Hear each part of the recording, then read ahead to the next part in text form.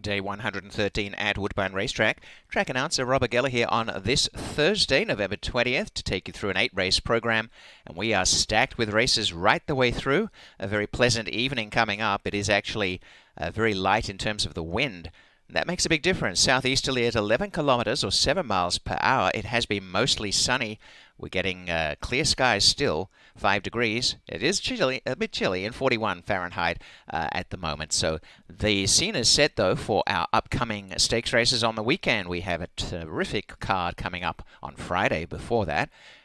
Tons of races. We've got 11 races on all of these days coming your way, and the Saturday card features the Shadywell Stakes and the Sunday the Clarendon, and both stakes winners from the South Ocean Stakes and the Frost King respectively are back. But tonight we're really light on for changes, and let's take a look.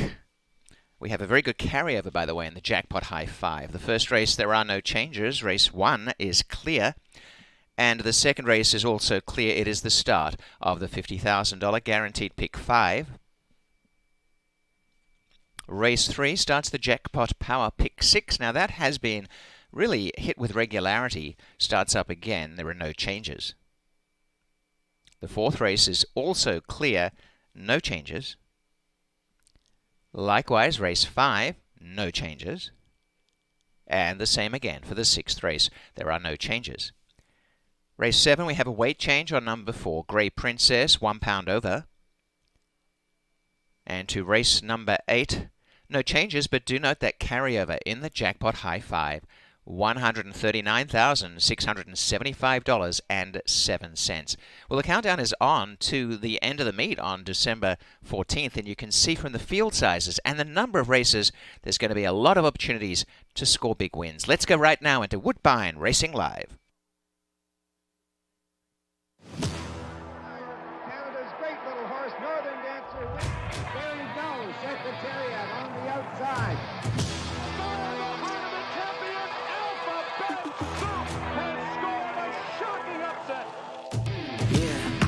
Motivated on focus. This is the moment. Gotta one-up my opponent. Games absolutely punishing them. Gotta get it the mindset. Gotta put it in motion. Game time, that I'm coming in clutch. No hang time, and they can't keep up. The game's on the line, seconds on the time. Who can't fight? It's gotta be us. But the mighty filly has devastated them. Motivated on focus. Prince becomes the king. Paramount Prince wins the 164 Kings Plate. This is the moment. Thursday is here, and so is another edition of Woodbine Racing Live. It is yours truly, Jeff Bratt, joined by my good friend Lisa Blow, as we have 42 races coming your way this week. 8, 11, 12, 11. And how many more race days left, Jeff? 16 including race days tonight. to go. Now, this might amaze you when I say this. I have never run a marathon before. No, really? Really, it's true.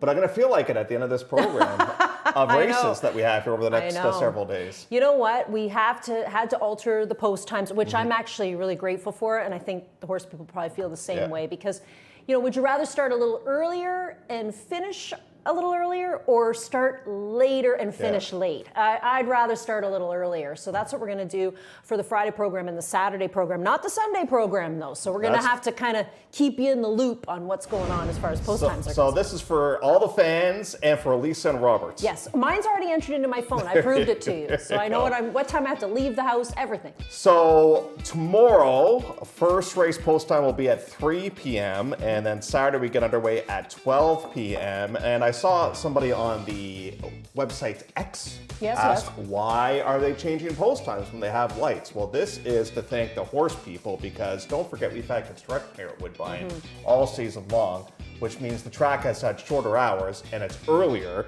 So these poor grooms and trainers have been getting up very, very early. Yeah, so, 3 o'clock in the morning for so many people, and it gets a little old after a while. I mean, I was thinking too, you know, I'm assuming that maybe this week will be the last week, maybe next week that we'll see some of the bigger outfits that normally head down south. They're probably starting to think about the warmer Well, I weather. think Steve Flint's gone. I saw that Tara Neagle and Steve Owens, they're gone. They did say they were going to go early, So I know some people have left, and the championship meet at Gulfstream gets underway, and then I think Thanksgiving weekend. Right, which is Next weekend. the next weekend. Yeah. And then I was starting to look through, like, you got to watch those Bill Theranos horses too, because Bill will be headed down south for the winter, and I see, you know, there's some that are making the cut for Florida and some that are maybe not making the cut for Florida as well. I am really, really angry at Elisa today, like really angry, because she brought soup in, and it smells so good, and I'm so hungry right now. Wait, I told you you could have half I of it. know, but I don't know, no. And what do you think of the new haircut? I like it. Yeah. Jeff went to a new barber. And, you know, this is a man who really likes the regularity of his routine. Yeah. So this, he really stepped I out feel like of his comfort I feel like I zone. look younger. You do, buddy. You do. I think I might be Canada's most eligible bachelor. No. Now we're going to start your new account with a new picture. Likes marathons. That's right. I like running. Let's take a look at some of the races that we have for everybody to take an eye on here coming up at Woodbine as we start off the teletimer here. You're on the clock, Elisa, and our first topic is going to be the pick 5 with the guaranteed pool here of $50,000, and we will go a distance of 5.5 furlongs in here. I have a lot of questions in this race. I can handle the drop with Old Blondie. I can handle the drop with Prima. It's the tabloid material drop that's throwing me for a loop. You claim the horse for 25, right off the bat you're in for 15.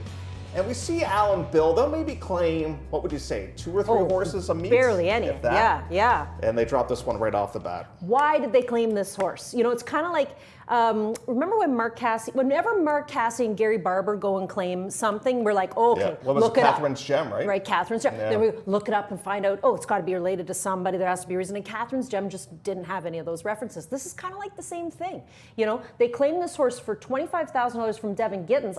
You don't see Kevin claiming horses at all because at least in the last, what would you say, 3-4 weeks, you see him moving horses out of his outfit, whether it be private sales or through claiming, like dropping them from, you know, let's say 25 down in for $10,000 saying, come and get me.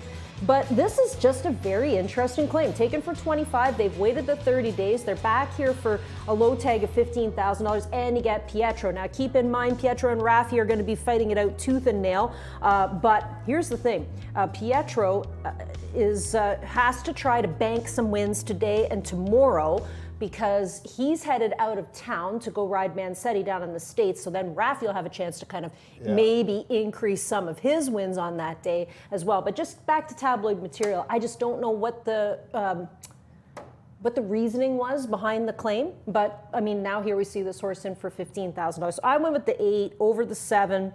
Super Sunday, and the 9 Super Girl, who goes first start off the claim. Here's another guy who's been really busy claiming horses, Phil Hall. Yeah, we kind of see the same way. I went 7-8, you went 8-7 in there. I don't mind Old Blondie. Love you, Lippy. I mean, if the horse can run back to that last race, but I just can't picture a horse winning for 75 and then winning for here. You know what else I find interesting? He switched up the rider. Now, I get that, you know, obviously Pietro's going elsewhere, but Flores has ridden the horse in the past, and I'm thinking, and Flores is going to Old Blondie because he's kind of the go-to guy now for Drexler. But I told you the other day that this Nelson guy really impressed me on the Thursday night program, like riding horses hard. And then he had a really nice win on, what was that, Friday's program? So I think if you kind of keep your eye out over the cards for the next few days, you're going to see him getting into a lot of barns. Race number 2, we'll start off that pick 5 with the pool guaranteed at 50. King is the next topic that we'll look at. The King. Who is going to be the king of race number 3? Well, King Rosso. Boy, this is the Alan Bill Welling show. It might be. Because we're going to focus in on King Rosso in here.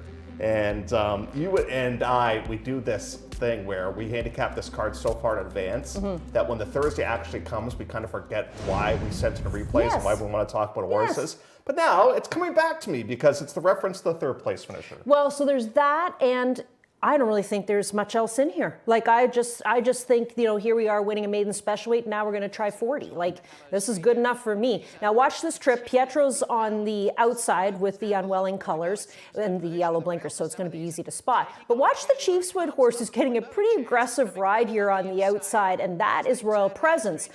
So Royal Presence out of this race comes back to win on last Saturday's program in a maiden. Thursday. Was it last Thursday? Yeah, it was the Sean Smallhorse. Right, the Sean Smallhorse horse in a maiden special weight. You're right.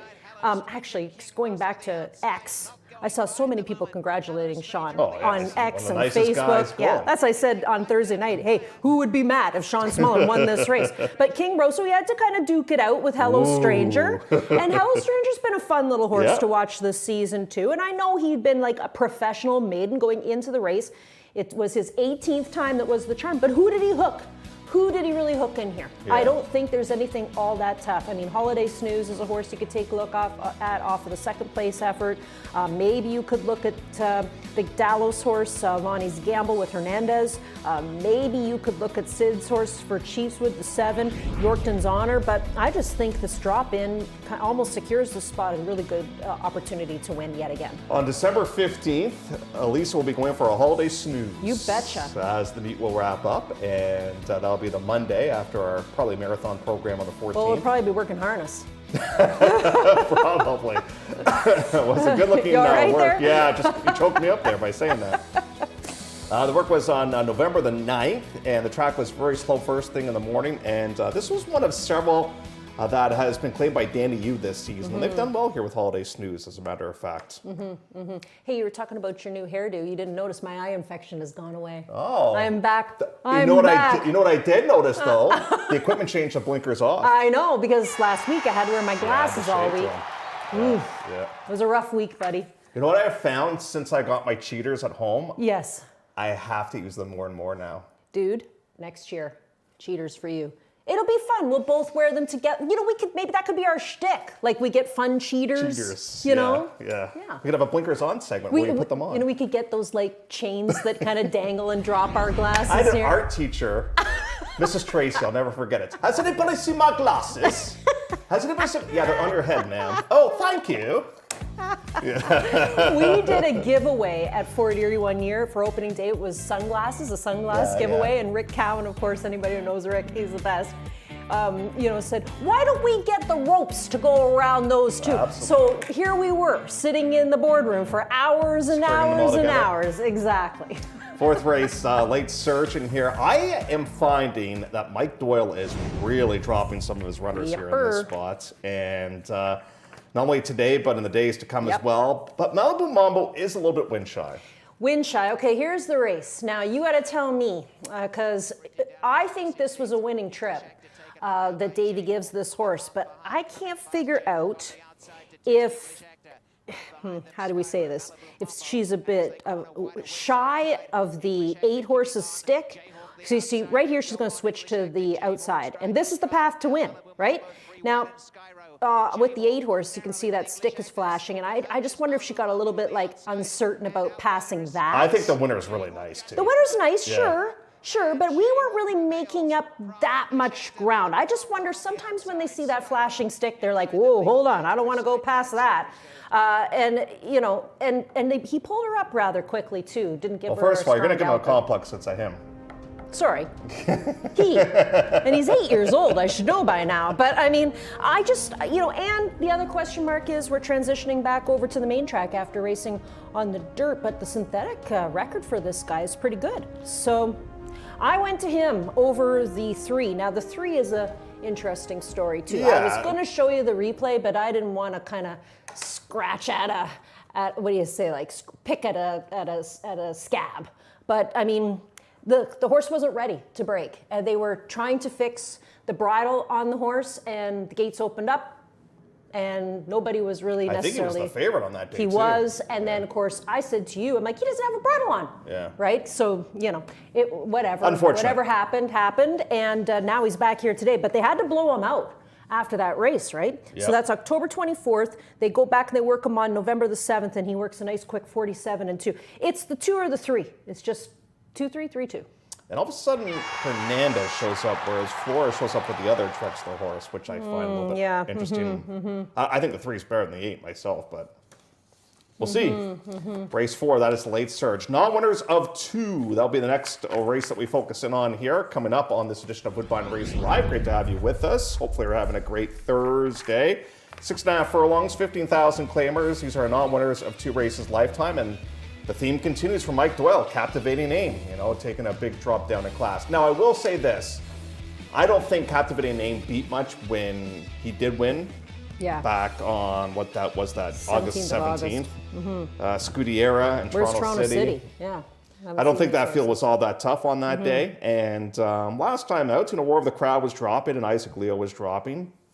Is today the right spot for 15, do you think?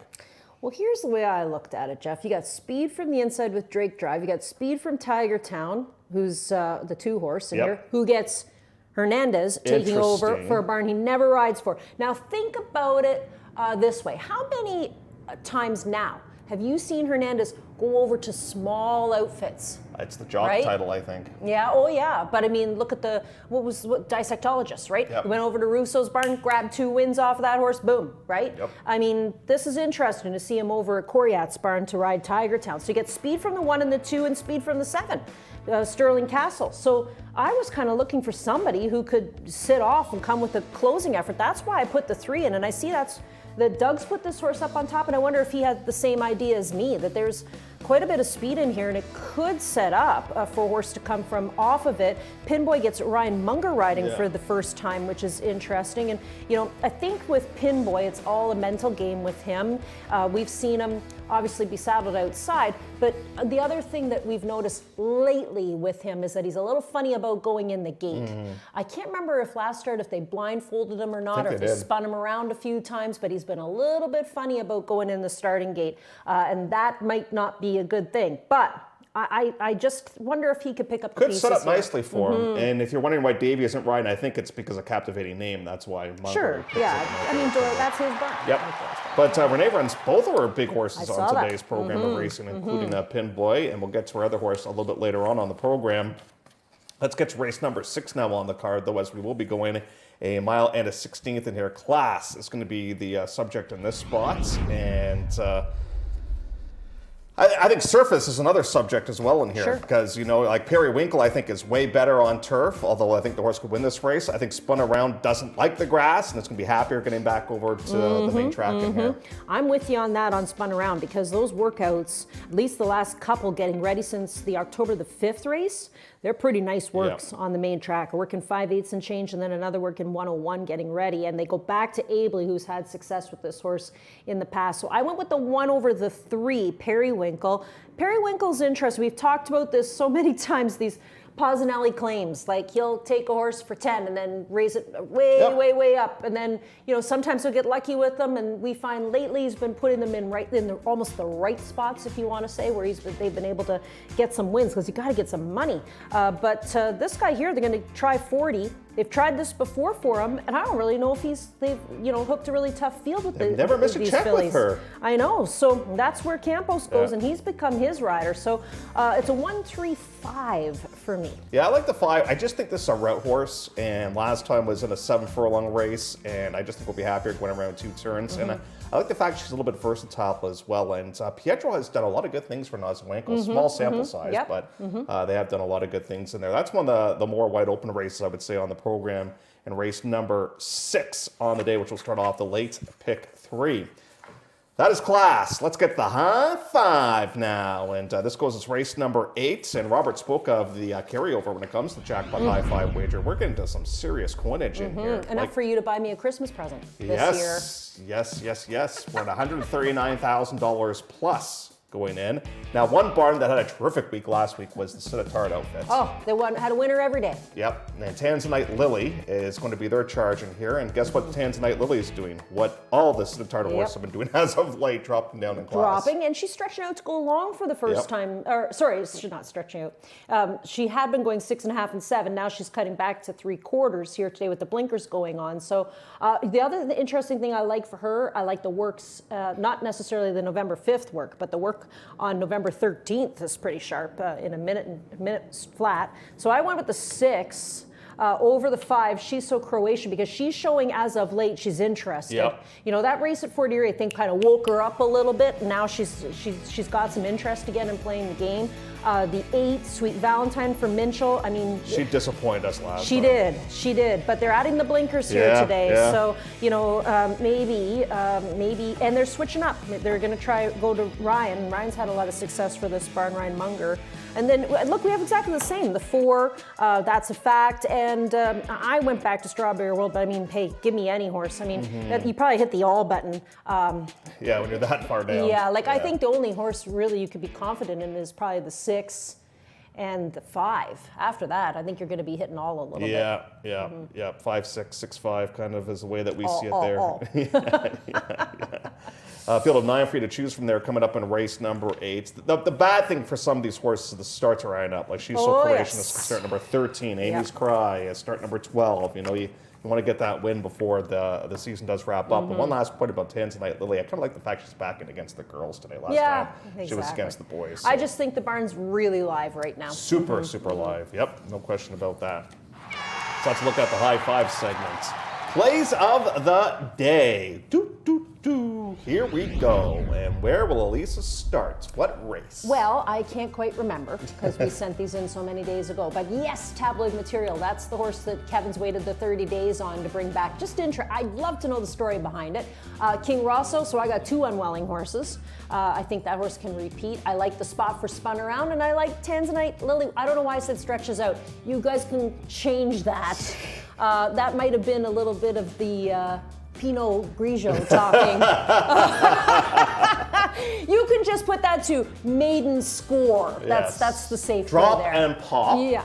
Well, you got lots of things. Maiden score works for me. Or live barn is another good one. Yeah. So I'm with you on King Russell. That's my multi-leg single. My watch list is Ever Dangerous. Not only because of obviously what happened last week, the race prior to that. It's Drop and Pop. It's Captivating Name.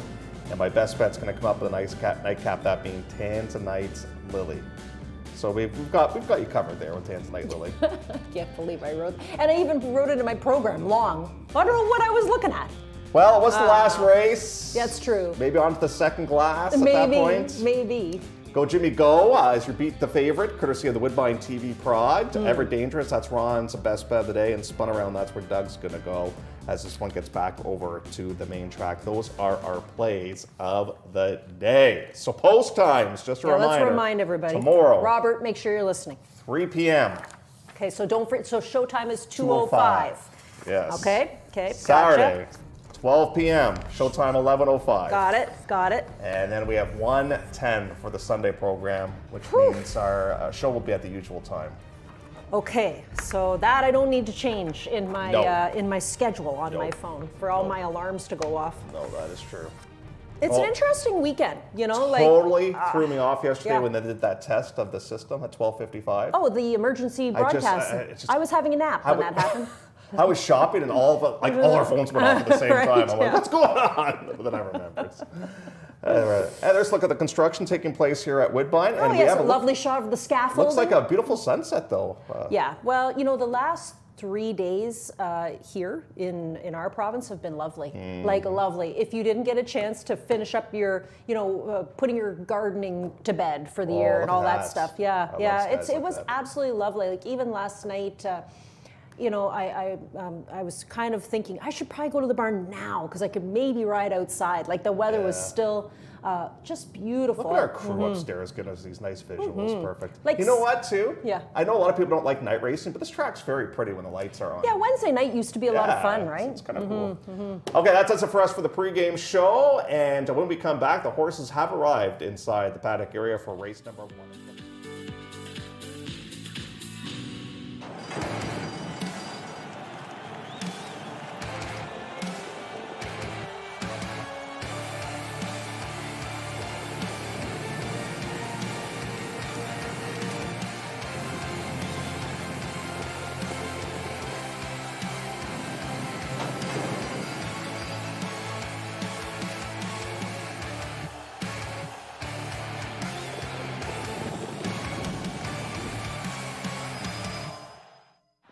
Download the Bet365 app, the only sports book available to bet on today's races, and see why it's never ordinary at Bet365.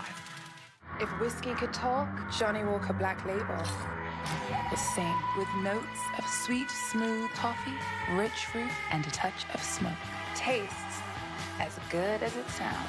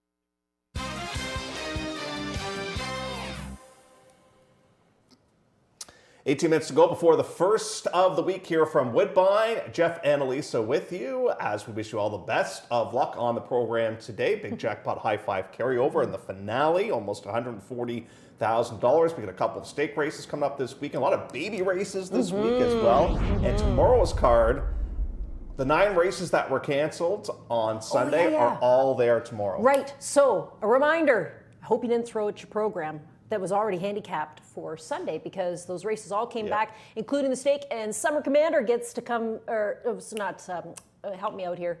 Not, who's Stu Simon's horse? Horse will still be scratched. Are you sure? Positive. Oh, man. And the stake, if you scratch, you cannot go back in. Oh, so that's, and those are the only 2 races that were left exactly the Regal same. Moment? Was that Regal was, Moment, that's right. So those are the 2 races where the post positions did not change, yeah. but everything else did. Yeah, unfortunately, once you scratch in a stake, you can't go back in. Yeah. Oh. Here's a look at Come On Big Lou, and here's a funny story. When I was handicapped in this race, I put speed and probably fade on my past performance page. I looked at the rest of the race and I said, You know what? I know. I don't know if anybody's going to go with this horse. I thought the same thing. I wrote the S down for speed, and I know he's had problems, being able to hold on sometimes. But 5.5 might just be perfect for him here today. 5,000 might be perfect for him as well. Like, my second choice in the race is the 7, who's the favorite. But here's the thing, Go Jimmy Go. I mean, he's still a little suspect considering the fact that he was taking a massive drop from A of the Then in for just $7,000. And he looked better, I thought, back on October 31st with the quick comeback. But I still think Come On Big Lou goes to the front and keeps on going. And I actually think he's coming off the best race he ever ran last time out, too. Yeah. He ran really, really well last time. Number 2 is Conacher. I put 5.5. Question mark. What do you think about the distance? So what I put down for him was that he got claimed last start on October the 13th for 7,500, and the new barn worked him, and he doesn't work. Yeah. How many times have we seen that now? Yep. Barns where the horses just don't work, then the new barn gets a hold of them, they work them, and all of a sudden they're ready to run. 4-to-1's the price on this one right now. You get Cavey Nichols. Cavey had been riding the horse for the previous connections. That's always interesting for me too, like to think, like, did Cavey go over to Buntane's barn and say, you know what, I'd like a shot on that horse if you're going to run him for $5,000. And that's where he is here today. And he's getting some play. I've got him in the third spot. And maybe they claimed him thinking, you know what, let's go right back to a short sprint with him. I think maybe that can work out. Chunky Monkey missed so much time, but ran a lot better last time out. And I think he actually looked to his name the first time we saw him. He was a bit chunky. And you can see him here too. Like, this horse has some heft to him. He's got some weight to him, and he's going to have to run himself fit. But he got a little bit better, like you said, on October 31st. I just don't know right now. I mean, they are switching up again. The riders this time, it's Juan Crawford's turn. Mia Seta is number 4, ran well here at Woodbine to win, obviously, and they tried to get that nice $5,000 pot at Fort Erie, but they were second best. See, I never know what to do with horses who leave Woodbine, go to Fort Erie for cheaper classes and can't win. I mean, he went there for the 5,000 on 3 and ran second in behind Canadian Averill, who used to be a horse that was competing here at Woodbine. But then you think, like, did he prefer the dirt? Because the start before that on September 12th against Nominators of 2 was not a good one. We have noticed recently, and you're going to see it over the next few days, that this barn is really reclassifying a lot of their horses. Lemon Twist is the 5. Interestingly, is back here at Woodbine, but back now as a gelding. So this is a horse that Devin Gittins claimed last fall. And I think Devin, likely claimed this horse thinking, I'll send him to my Assiniboia downstring, because he had a string at Assiniboia. And then looks like Carl Anderson maybe bought him privately, not really too sure what happened, but he stayed there with him. They had lots and lots of seconds, 6 seconds from 10 starts when racing at Assiniboia. He's resurfaced here now for Phil Hall. He's a gelding, and he gets a bug rider aboard in Zero Ford. Very Debonair is the number 6. We got a drop down in class for this one. Yeah, this barn I'm getting a little funny on. Like, I'm 50-50 right now with them, because they were so live in the summer that you just zeroed in on them, and then they went really cold, and then they kind of woke back up again, and now I don't know if they're cold again. I'm not quite sure. But this horse here for the $5,000 tag. And we'll wrap it up with Go Jimmy Go, and did disappoint as the heavy favorite in his comeback race. Last time ran better, and now the bettors appear to be back aboard this one. I said, on the October 31st race, that I wasn't really crazy about the head-on. When I saw him in the head-on galloping down the stretch, I just didn't think he looked that comfortable in that comeback race on the 23rd. But obviously he came back sound, because they were able to wheel him right back into the entries just 8 days later, and he ran much better to finish third. Now he's had some time in between, and, I just don't know. Like, Jeff, obviously there is a red light with this horse. Obviously there's an issue. To drop from optional 75 A other than in for just $7,000 for the return. But that's why I'm kind of leaning more towards the one horse. At least he's been consistently good for these lower price tags. Those are the options that you have to choose from in race number 1, should you feel so inclined to play along with us, and we hope that you do. Call for Riders Up has been given. We have 8 races for you on this Thursday, and they should all take place under the lights. So you can almost call this Broadway style, as we'll have the horses on center stage with the lights on full effect. It's the opener coming up in a dozen.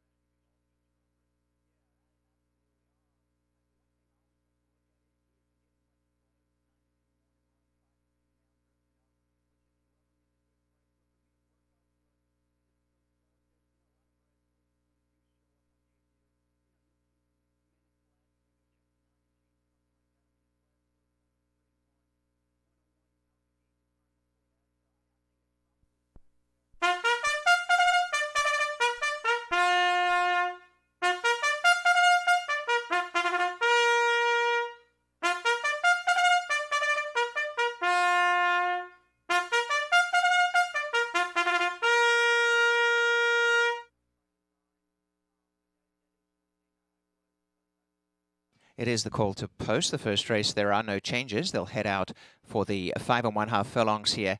The conditional claiming race is coming up for 3 and up, and they're non-winners of 2 races at 8 minutes to post time headed to the post parade.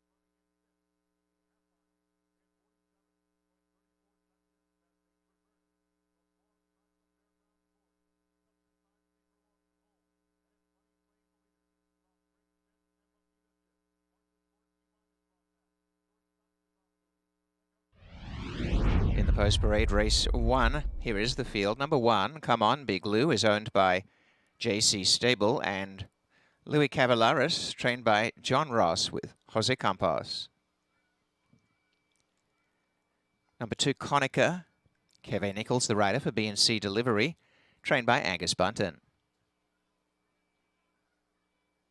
Number 3, Chunky Monkey for Greg Samolak, Julia Samolak, trainer, and jockey Juan Crawford. Number 4, Mia Said, in the barn of Krista Cole for Andre Gerald Gooden and Charlotte Cardi with Pietro Morin. Lemon Twist is number 5, owned by Twimble. Its stable is trained by Philip Hall. On board is Zarel Ford. 6, Very Debonair for Bruno Chickadans, Devon Gittins and Sky Chanetz. And number 7, Go Jimmy Go with Fraser Abley, the rider for William Threnos. Natural Aid Stable and J&B Wright Racing Incorporated are the owners with 5 minutes from the first race.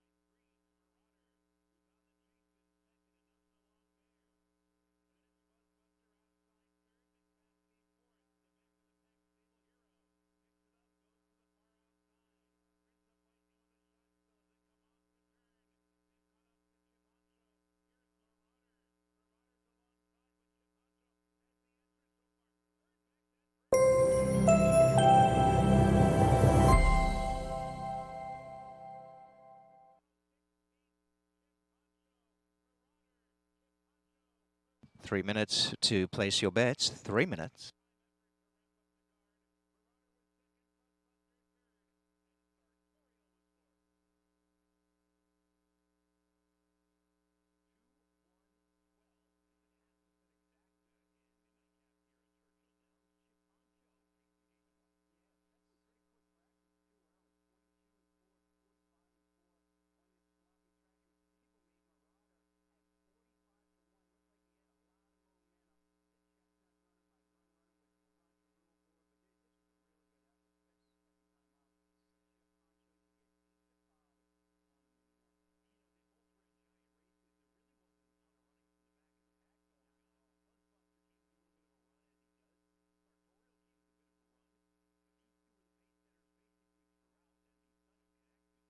Two minutes.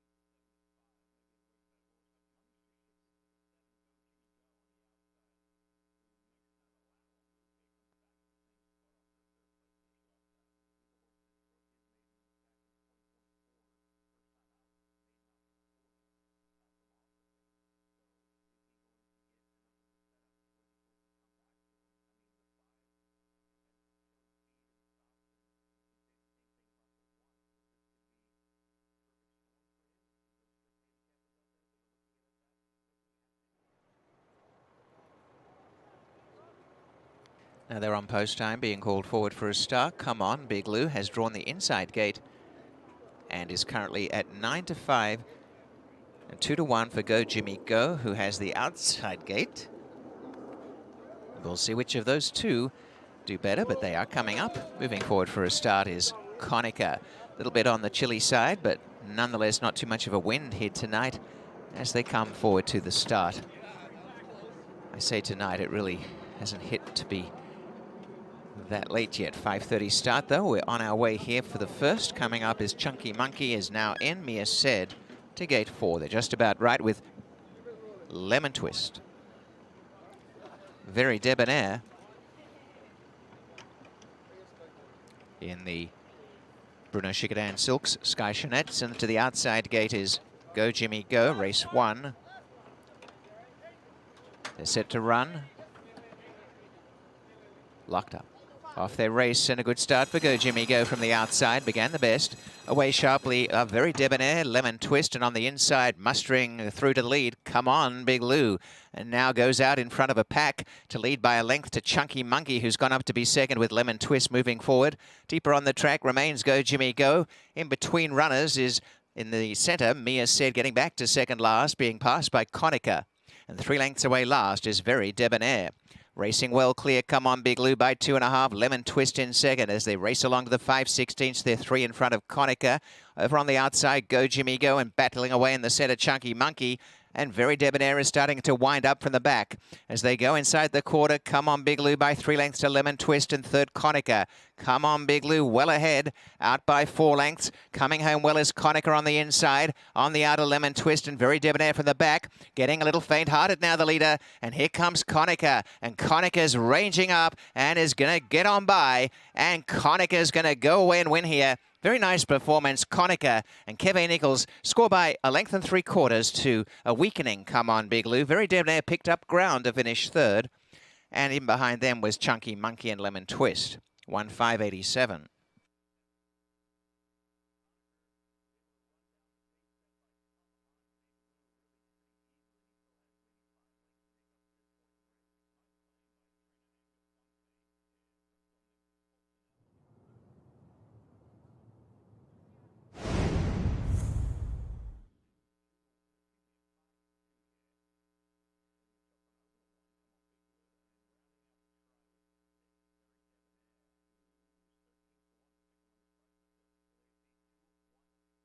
First race winner is number 2, Konica, over 1, Come On, Big Lou, and 6, Very Debonair. A photo for 4th. So it's 2-1, 6 and a 4th placed photo. The opening quarter was 22 and 2. The half mile, 46 flat, 59 flat for the 5/8. The time for the race is 1:05:87.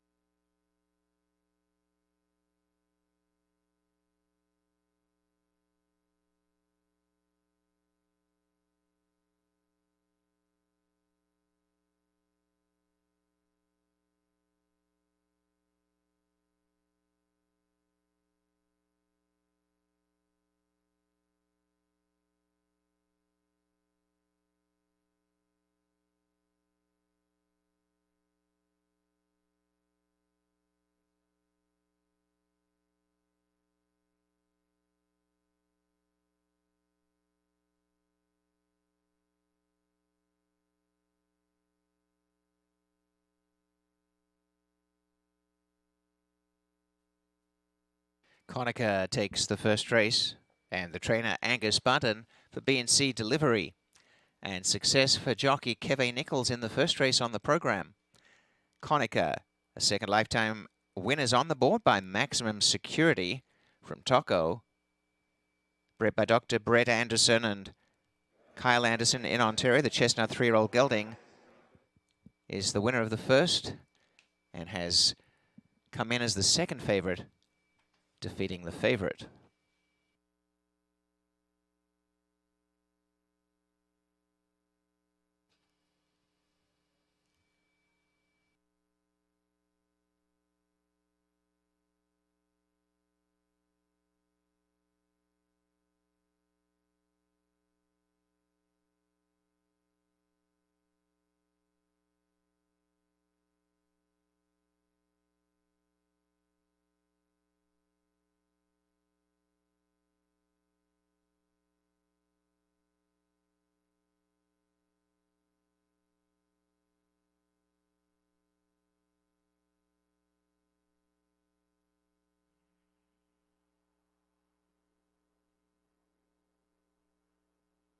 And the price is showing as $7.30 for number 2, Konica, for the win. Number 6, Very Debonair, paid $5.60 to show. The exacta 2-1, $25.70. The first race trifecta, 216, $84.30. The super, $270.90. The opening race swinger, 1-2, $350, 2-6, $690, 1-6, $10.95. The payouts on the first.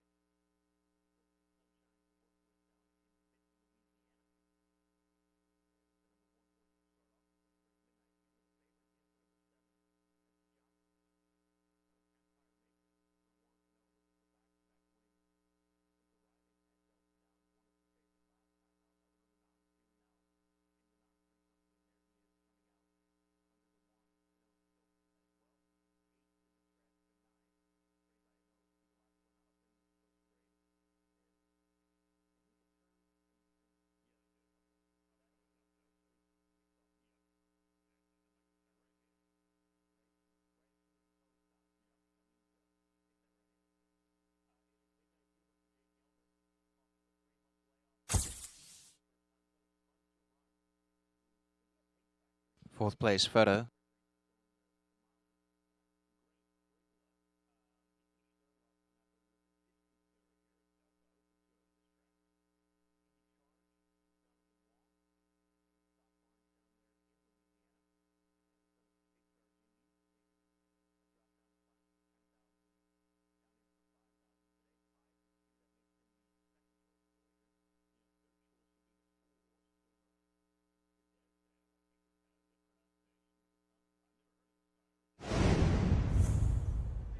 Locked up. Off their race and a good start for Go Jimmy Go from the outside. Began the best. Away sharply, very debonair. Lemon Twist, and on the inside, mustering through to the lead. Come on, Big Lou. And now goes out in front of a pack to lead by a length to Chunky Monkey, who's gone up to be second with Lemon Twist moving forward. Deeper on the track remains Go Jimmy Go. In between runners is, in the centre, Mia Said getting back to second last, being passed by Konica. And 3 lengths away last is Very Debonair. Racing well clear, Come On Big Lou by 2.5. Lemon Twist in second as they race along to the 5/16. They're 3 in front of Konica. Over on the outside, Go Jimmy Go, and battling away in the centre, Chunky Monkey. And Very Debonair is starting to wind up from the back. As they go inside the quarter, Come On Big Lou by 3 lengths to Lemon Twist, and third Konica. Come On Big Lou well ahead, out by 4 lengths. Coming home well is Konica on the inside. On the outer, Lemon Twist, and Very Debonair from the back. Getting a little faint-hearted now, the leader. And here comes Konica. And Konica's ranging up and is going to get on by. And Konica's going to go away and win here. Very nice performance, Konica and Kevin Nichols score by a length and 3/4 to a weakening Come On Big Lou. Very Debonair picked up ground to finish third. And in behind them was Chunky Monkey and Lemon Twist. 1:5.87.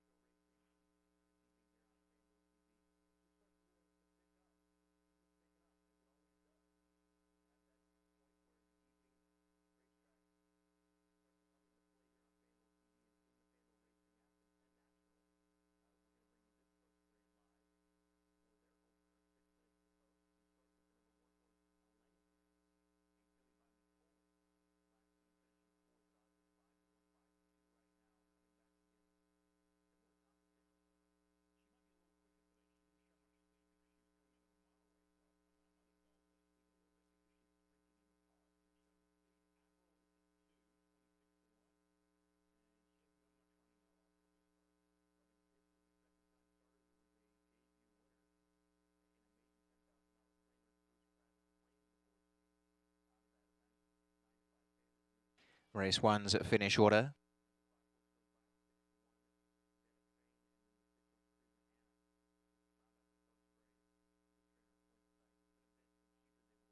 Come On Big Lou has been claimed. Goes from the barn of John Ross to Anderson Ward for Amy Brown.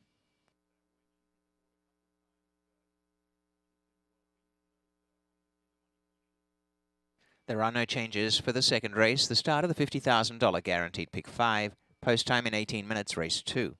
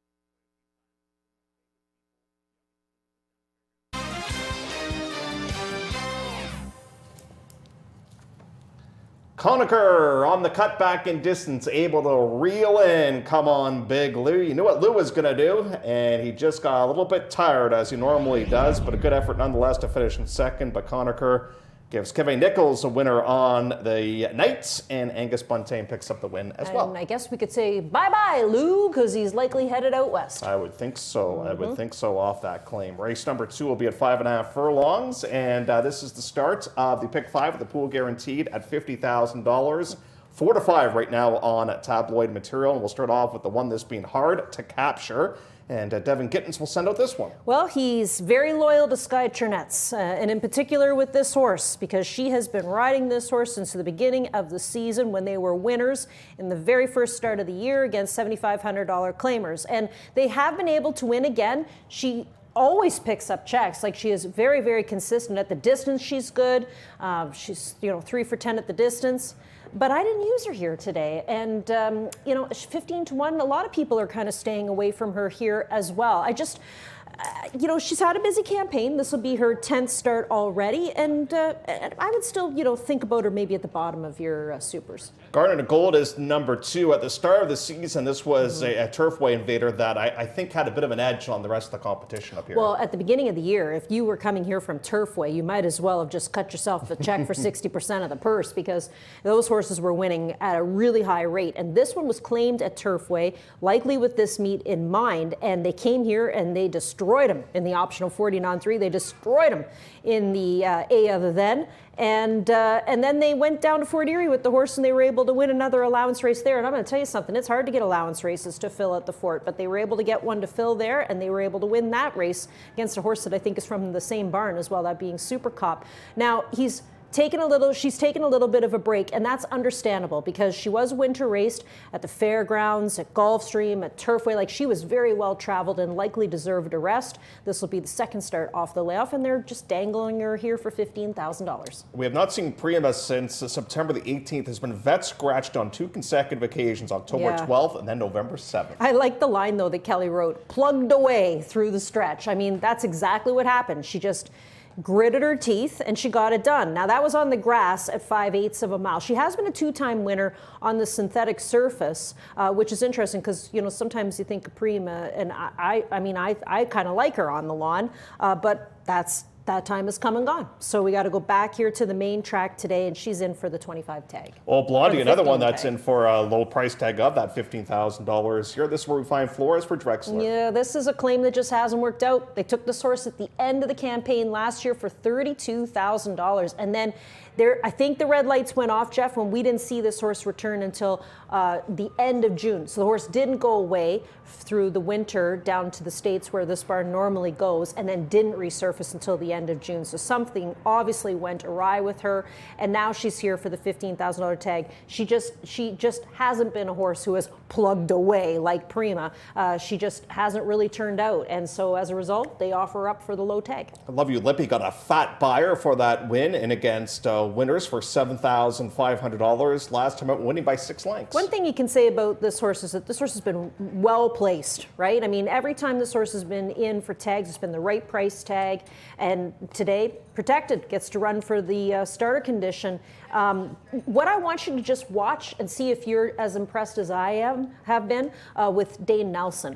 This guy's come to us from out west. He was a top rider out west. He's, this is a tough colony to break into. And I watched him ride last Thursday. I thought he rode the hair off of horses. And then he had a nice win the next day or the day after at a good price. And he's attracted the attention of Nick Nozawenko, who's decided to employ him on a very live horse. Number 6 is Symbol Court. Went off the claim last time out, and not a bad run. Not a bad run, considering the fact that the horse had doubled up, was in for $7,500, and then the last start out was in the optional 10, and ran good behind Hoodless. 15,000 is the tag today, and they're going to use Abley, which is interesting. They're going to go back to Abley, who had been riding the horse when he was in the Cititard barn. So he knows this mare best. He's been able to get some good runs out of her. Out of the 2 Gittins horses, this is the one I prefer. I'm going to take a shot with Super Sunday, who's super cold right now at odds of 10 to 1. I just like the fact that she's versatile in this race. Yeah, I put her in my ticket too. Lately, we've talked about this. Lately, this barn has been putting these horses horses in the right spots where they're able to get some wins and pick up checks. They had a slow start to the year, but now their horses are really starting to roll, and it's likely because of the reclassification. Here's the heavy favorites. We just saw a horse drop off the claim and win in the opener, and that's what they're trying to do here with number 8, Tabloid Material. Yeah, like it gets our attention the same way it does when Gary Barber and Mark Casse will claim a mare for, $15,000, $20,000, and you're like, okay, what is the interest here? Like, is there some pedigree with this horse? And they claimed this horse from Gittins for $25,000, and it's just unusual. We don't normally see Kevin claiming. We don't know if we looked her up. I mean, she's all right as far as like her pedigree is concerned, but here she is for $15,000. Now, what's interesting about her, since that workout on October the 19th, they've worked her a couple of times. The 3/8 was really good in 36 and 3, and then they worked her another 3/8 in 35. Like, she might be lightning fast here today just based off of those works, and in the past we've seen her come from off of the pace, but if you look back at her races last year, she was a front runner. So if you've given her 2 nice quick 3/8s, she might just jump out of the gate and keep going. And then we're going to get to another speedster in the number 9, this being Supergirl. So she was claimed last start for 10, and this is a horse that has a history. Like, she broke her maiden special weight, and then she was a private purchase, I believe, for some pretty good money by the previous connections. And was she disappointing for them? Probably. I mean, and then is there something up? Maybe, because she was dropped in for the $10,000 tag, and look at her, cold at 18-1. This horse has been taking support in her last couple of starts, and now that she transitions over to this outfit, she is not getting much play. I thought Tabloid Material would take money. I didn't think it would be this much money. Well, but I guess the Kevin factor, the horse is obviously the drop, been facing way tougher. Pietro, the works, like Yeah. there's a lot to kind of like about her compared to some of the others. We'll see what happens here as we start off the pick 5 with the pool guaranteed here at 50. Is it as simple as Tabloid Material or somebody else in race 2?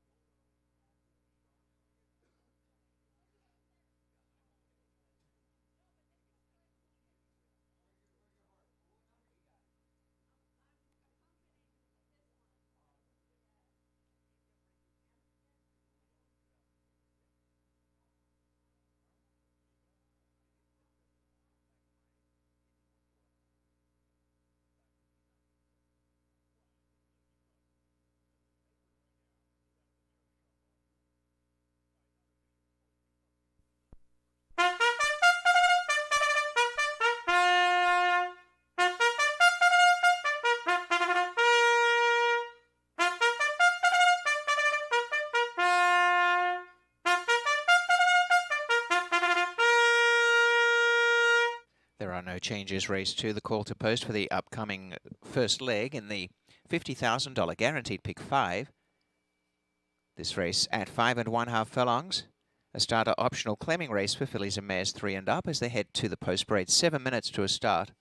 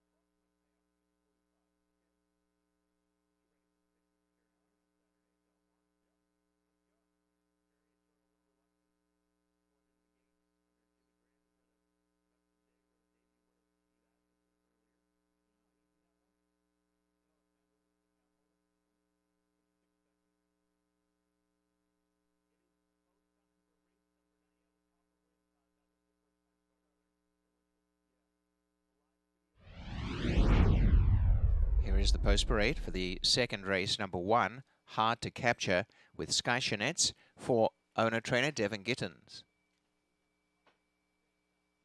Number 2, Garnet and Gold for Icon Racing Stables in the barn of Anthony Adamo, jockey 1, Crawford.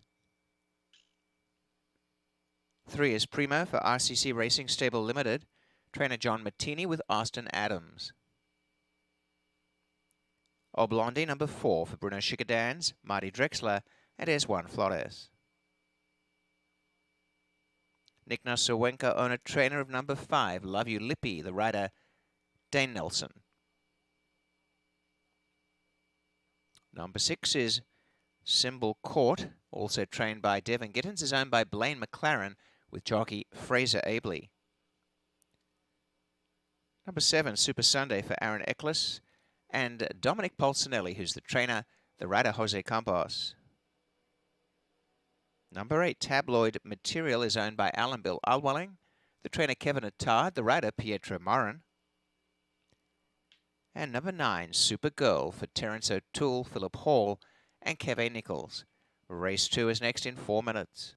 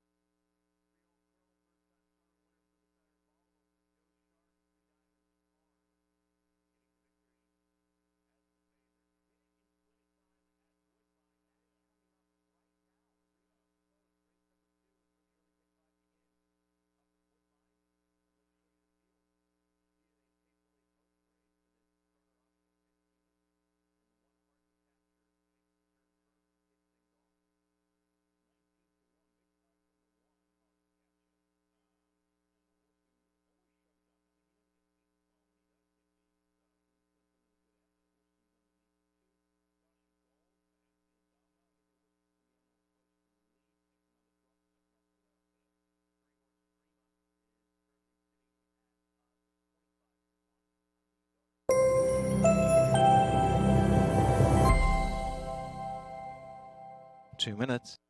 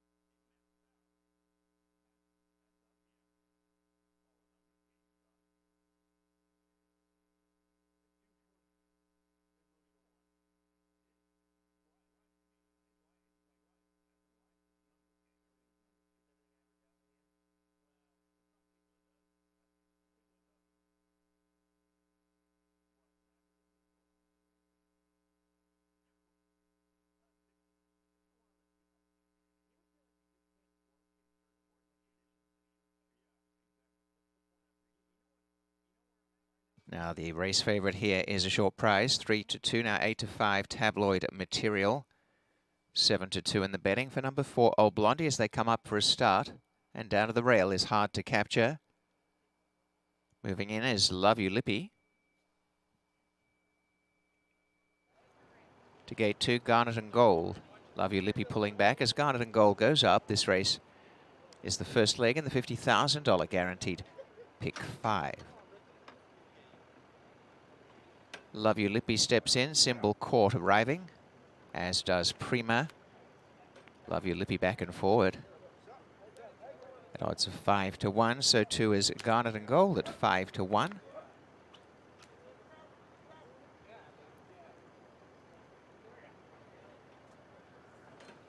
This time Love You Lippy has been placed in, and now it's Prima to gate 3. Fraser Abley on Symbol Court. Super Sunday. And Old Blondie, they step up. Tabloid Material to gate number 8.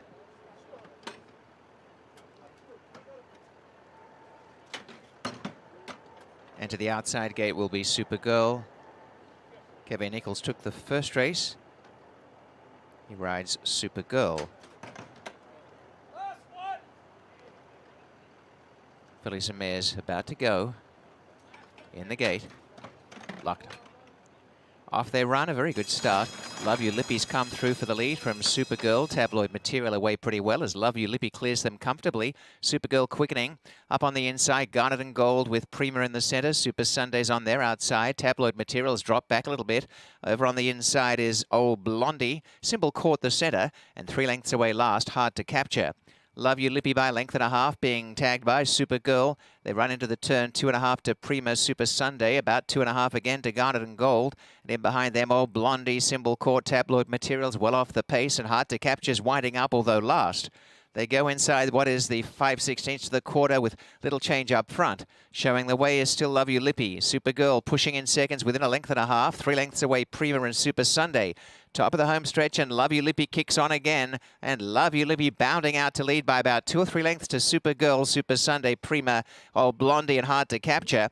And Love You Lippy at the 16th pole, going on for a win here. Love You Lippy never had to look back. And Love You Lippy, gate to wire by 2 3/4. Supergirl, Hard to Capture, Super Sunday next for Old Blondie, and Prima, 1/489.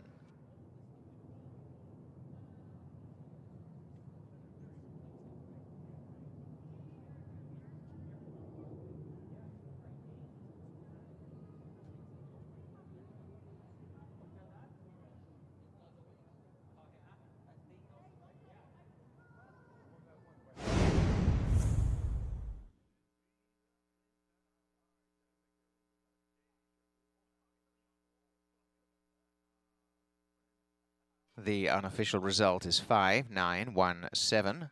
The winner is 5, Love You Lippy, over 9, Supergirl, 1, Hard to Capture. And at 7, Super Sunday, first quarter 22 and 3, half a mile, 45 and 3, 58 flat for the 5/8, the time 1/489.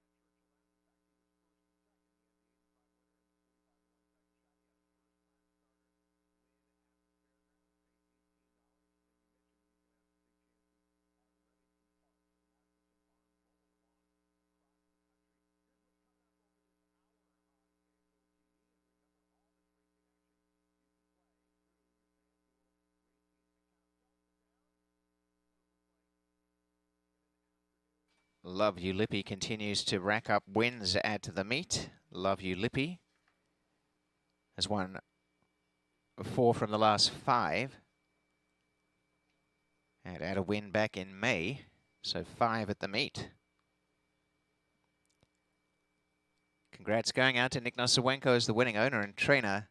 This Bay filly is 4 by Accelerate from Caval and bred by Buck Pond Farm Incorporated and Rob Orbach in Kentucky. It is Dane Nelson with a big winner, Love You Lippy. Dane Nelson, wire to wire.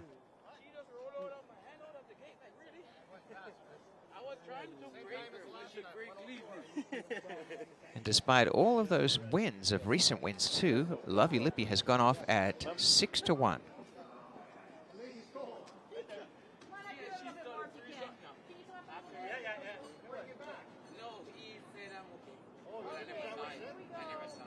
And there is the winning team with Love You Lippy.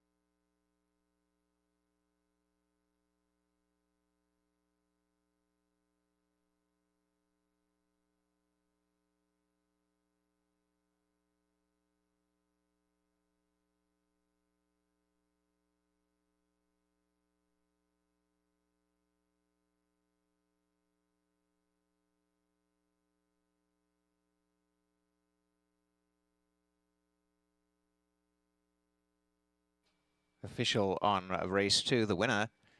A 5-time winner at the meet, Love You Lippy, $15.40, $8.90 and $5.50 are the payouts across the board. Number 9, Supergirl, $11.80 and $8.20. One Hard to Capture, $5.50. Race 2 Exacta, $165 even. Trifecta, $408.15. The Super 5, 9, 1, 7, $2,116.20. The 2-5 Double, $57.30. The Swinger, 5-9, $13.35, 1-5, $10.85, 1-9, $9.15. Payouts on the second race.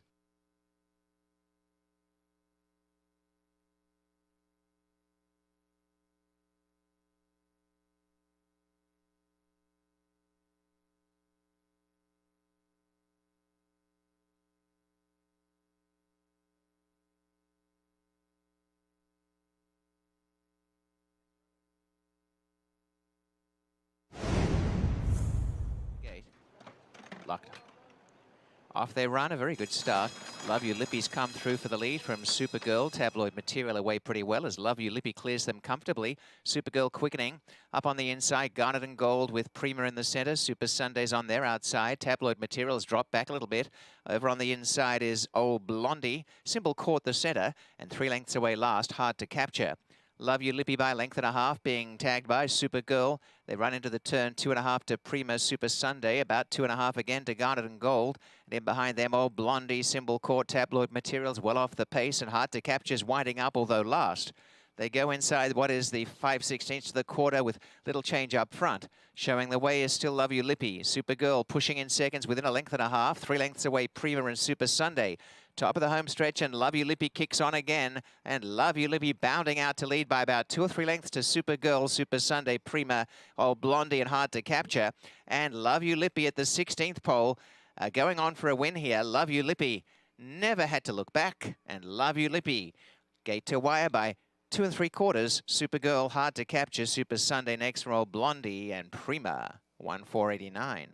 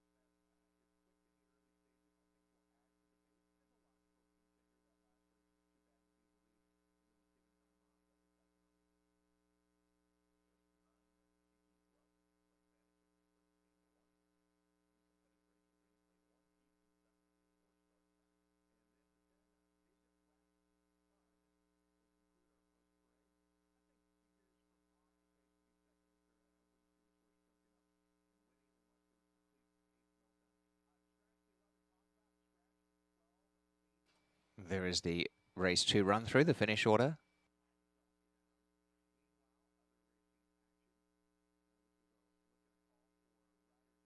Two claims. Old Blondie has gone from Marty Drexler to Krista Cole for Northern Dawn Stables Incorporated.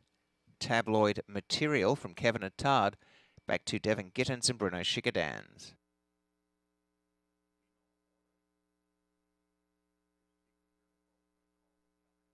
No changes coming up in the third, the start of the Jackpot Power Pick 6, 70 minutes away.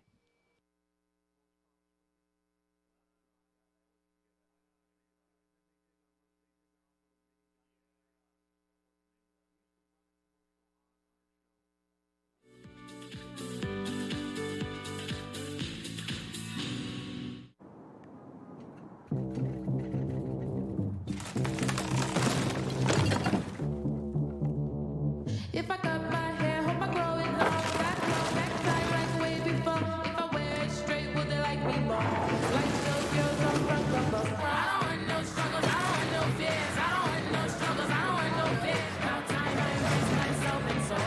Time I feed myself and soul.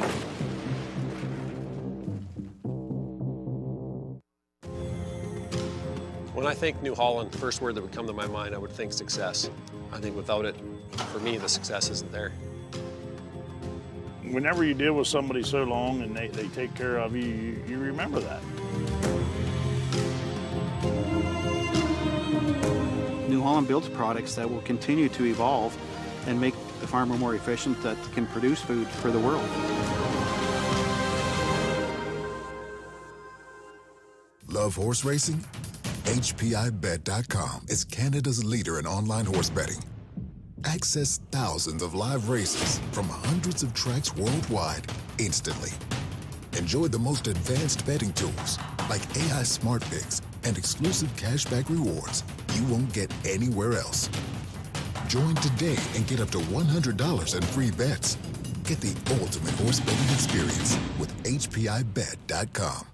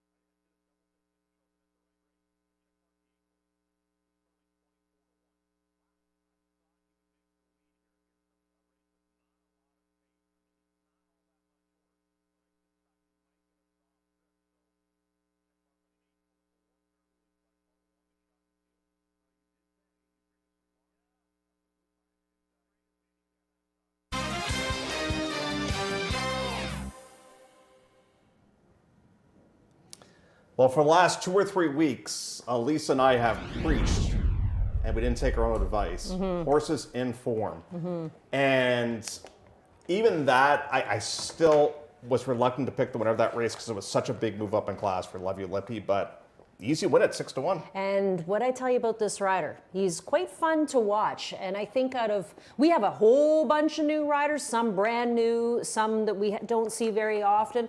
But that particular rider, Dane Nelson, that's now 2 wins for him. He had a nice win last week. He had this win this week. I noticed he's on a lot of horses over the next 3 days here at Woodbine. Just keep your eye on him because he gives him a really honest ride. Race 3 going around 2 turns at a mile and a 16th. Non-winners of 2 in here, and this one's for the boys. And I really think they're doing the right thing here with King Rosso. I think they played it absolutely perfectly. They were picking up checks for a long time with the horse, Lisa, and they finally get the win. And can this horse win against first level allowance? I don't think that he can. Yeah. So I think he's absolutely in the right spot. Exactly. I'm totally in agreement with you, which is why I put the horse up on top. And I don't really think he's hooked a really tough group today in this 40.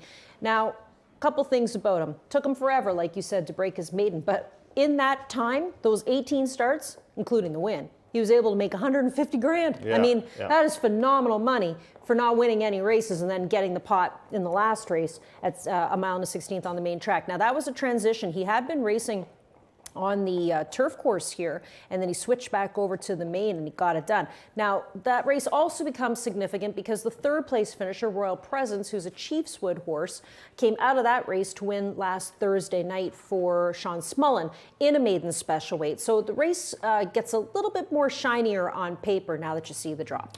Krista Cole, we're seeing her drop a lot of horses right now, but one that she is not dropping is Thor's Cause. They got that win for 40, and they're staying in for 40. I know, that's interesting. And she claimed a horse back in the last race, too. She took Old Blondie out of the second race. Which she rarely claims, right? Very rarely, but I'm wondering if she's going to make a lovely addition to the Broodmare band. I would think so. But, you know, it's interesting. You're right. She's been dropping a lot of horses in, and this one, they just never drop. Like, this horse is always, you know, here for the $40,000 price tag, a one-time winner from 20 career starts. I mean, sooner or later, you want to get back into the winner's circle, right? I just don't have this horse tonight. Sprung Loose is the number 3. I think they caught a really weak maiden optional 40 to start off the year. I agree with you because, look, this horse has been in for as low as 15 non-2 and wasn't able to win for 15,000. So what makes you think the horse is going to win protected here in an optional $40,000 claimer? He's a price horse to play. Is there anything better around the holidays? You eat too much, you have too many sweets, and you say, no, what, I'm going to have a little bit of a holiday snooze. Just that holiday nap is always so enjoyable. And, you know, this horse here, he's the clocker horse for the day today. And that's because of the work, let's see which one, this work on November the 9th in 50. That's the work that Ernie really liked off of the horse. Came in second last start out in this class when going a mile and an eighth to get Munger back aboard today for a barn that really shouldn't complain about their season. They've had a 20% year. They did string along a number of nice wins over the summer months, and this horse has been a good addition because he did win off of the claim. And what about our buddy Connor, who makes a very good pre-race appearance today? He's a happy-looking boy. Yeah, we've liked Connor before, you and I, and then we've not liked Connor, you and I, and it's come back to haunt us a few times. Like when he won that maiden special weight, we're like, yeah, but who did he really beat? And then, you know, he beat some nice horses, it turns out. Now he gets Ford back aboard this evening. Lonnie's Gamble is the 6th new pilot today. This is always interesting when you see the rider switch because you know that Fraser's pretty much the go-to guy for Josie Carroll. Now, Fraser's going to go over to the Krista Cole horse, which I can understand too because they have a past, right? They were together when, you know, Fraser first started riding, and, you know, they have a friendship, and so you can understand that. But he opts to take the 2, maybe, over the 6 as Hernandez pops up here. Right in behind that one is Yorkton's Honor. Look at Jalon Samuel. I think this is his first ride ever for Chiefswood. Yeah, and wouldn't this be a nice barn to get into for Jalon? Now, he doesn't ride a ton for Sid, but Sid's barn has been ultra live. They won on Thursday, they won on Friday, they won on Saturday. I'm not too sure about this one. I do have him at the bottom of my super, though. And Chiefswood, speaking of barns who have had a good season, they should be pretty happy as well. Tremendous here for them. Political Warfare is number 8. Should be a speed factor, you would think. Yeah, and then I don't know, you know, if he's going to be able to keep on going. He showed speed in that last race on the 18th and then backed away to finish 4th, beaten 9 lengths. You know, they switch up again, going to Slade Jones. They've had plenty of different riders, plenty of different opportunities, but for me, it's all about the 1, King Rosso. There you go. King Rosso right now at 2-1, but if that price is a little bit too low for you, how about a holiday snooze matching the saddlecloth number right now on the board at 4-1. Massive pick 5 pool today. Thank you so much for playing the Jackpot Power Pick 6. It's a clean slate as we start off here in race number 3.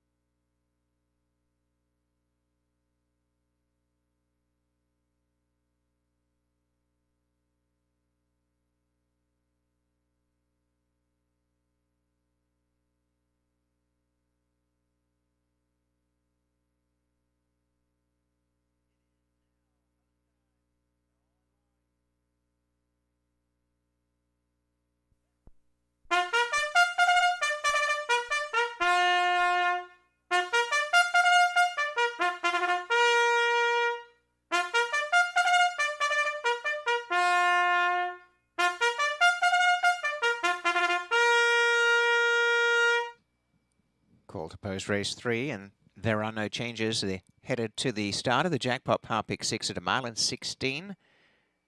This optional claiming race is for 3 and up. 8 minutes.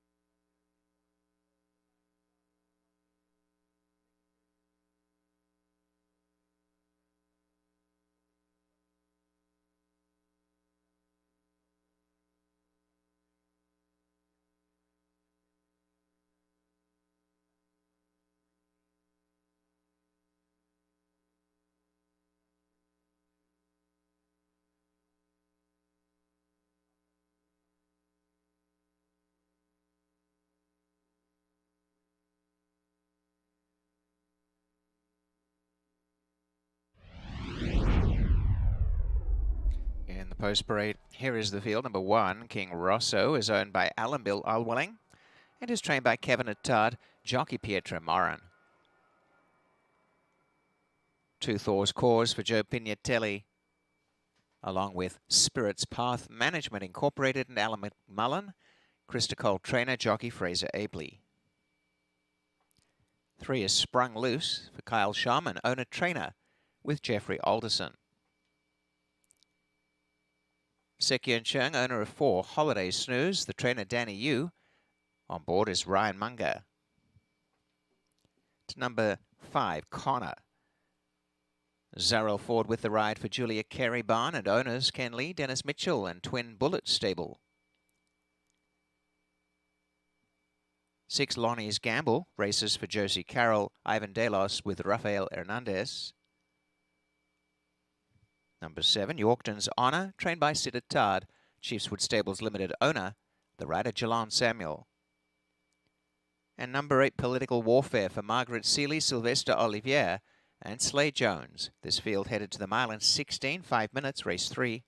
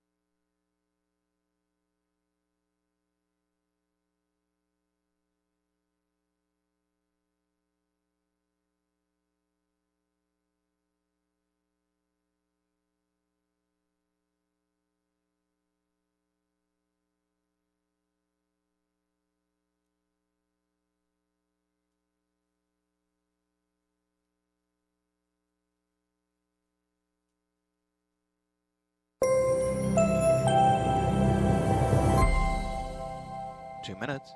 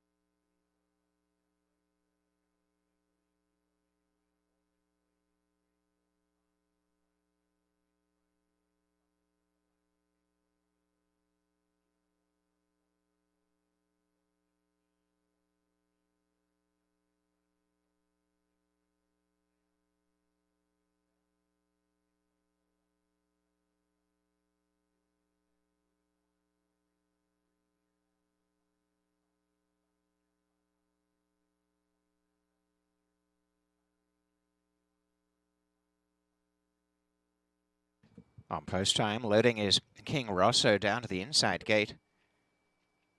Current favourite for the race at 8-5.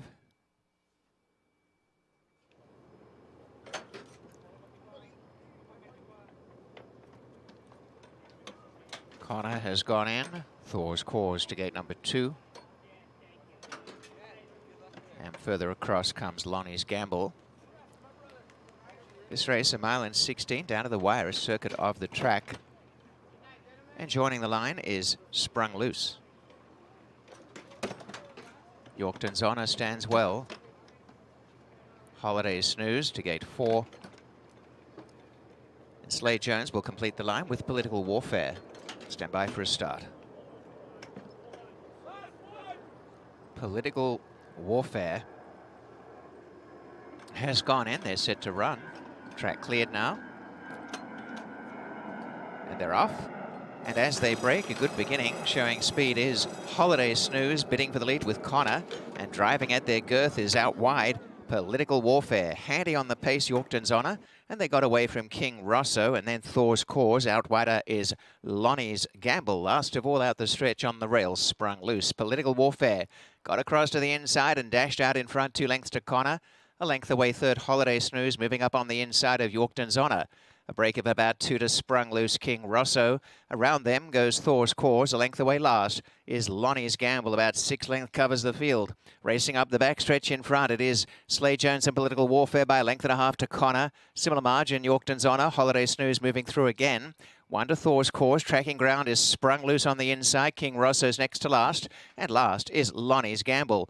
Little change up front. The half-mile time, 49 flat. And Political Warfare in front, taken on by Connor. They've gone away by 3 to Holiday Snooze, Yorkton's Honor. 1.5 to Sprung Loose, King Rosso in the centre, being pushed along for the first time. 3 wide, Thor's Cause. 2 lengths away last is Lonnie's Gamble, swinging off that turn, and Political Warfare still doing things right. Political Warfare striding free. A couple to Connor. A couple again to Holiday Snooze, making headway. On the inside, Sprung Loose has run to 4th, and still well behind them. King Rosso's labouring as they corner the dangers. Holiday Snooze coming thick and fast here. Holiday Snooze racing after the leader, Political Warfare. Political Warfare joined by Holiday Snooze, and Sprung Loose is starting to fly down the outside with a bit of a burst. Holiday Snooze has gone to the front. Down the outside is Sprung Loose and battling on Political Warfare. Holiday Snooze in front. Sprung Loose on the outside gaining. It is Holiday Snooze to the wire. And narrowly, Holiday Snooze, and drifting out a bit, Sprung Loose. A break to Political Warfare, and King Rosso was fourth from Lonnie's Gamble, 1:45.48.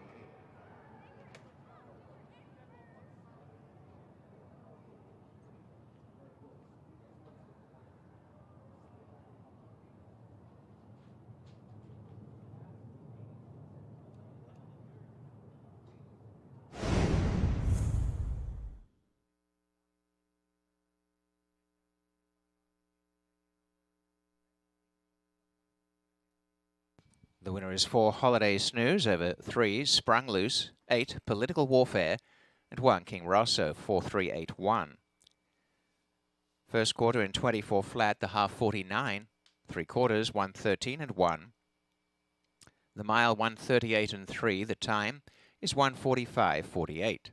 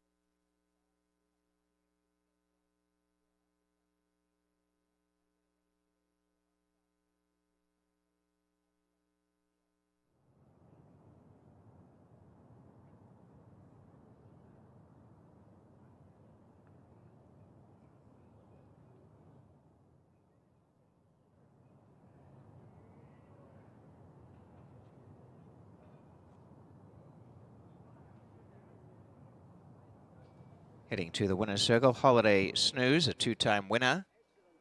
Holiday Snooze is a chestnut 3-year-old gelding who is by Amise Holiday from Catch Some Z's. It was bred by the late Paul Buttigieg in Ontario. One of the highlights of the season has been the success of Danny Yu and Sekyun Chung, and on board for them today, as has been the case for a lot of the team, Ryan Munger. Holiday Snooze, the unofficial winner, equal favorite at the jump, but 2-1. A tad more in the win pool for King Rosso, so officially second favorite and the official winner. The return is $6.40 for the 4 Holiday Snooze. The payout on 3 Sprung Loose, $10 and $6.10 to place and show. Number 8 Political Warfare, $11 to show. The exacta 45.10, trifecta 751.25. The super numbers are 4, 3, 8, 1. $3,684.35, 5-4 double 61.30. The pick 3 254 75.15. Swinger 3-4 680, 4-8 29.90, 3-8 $15.80. Payouts on race 3.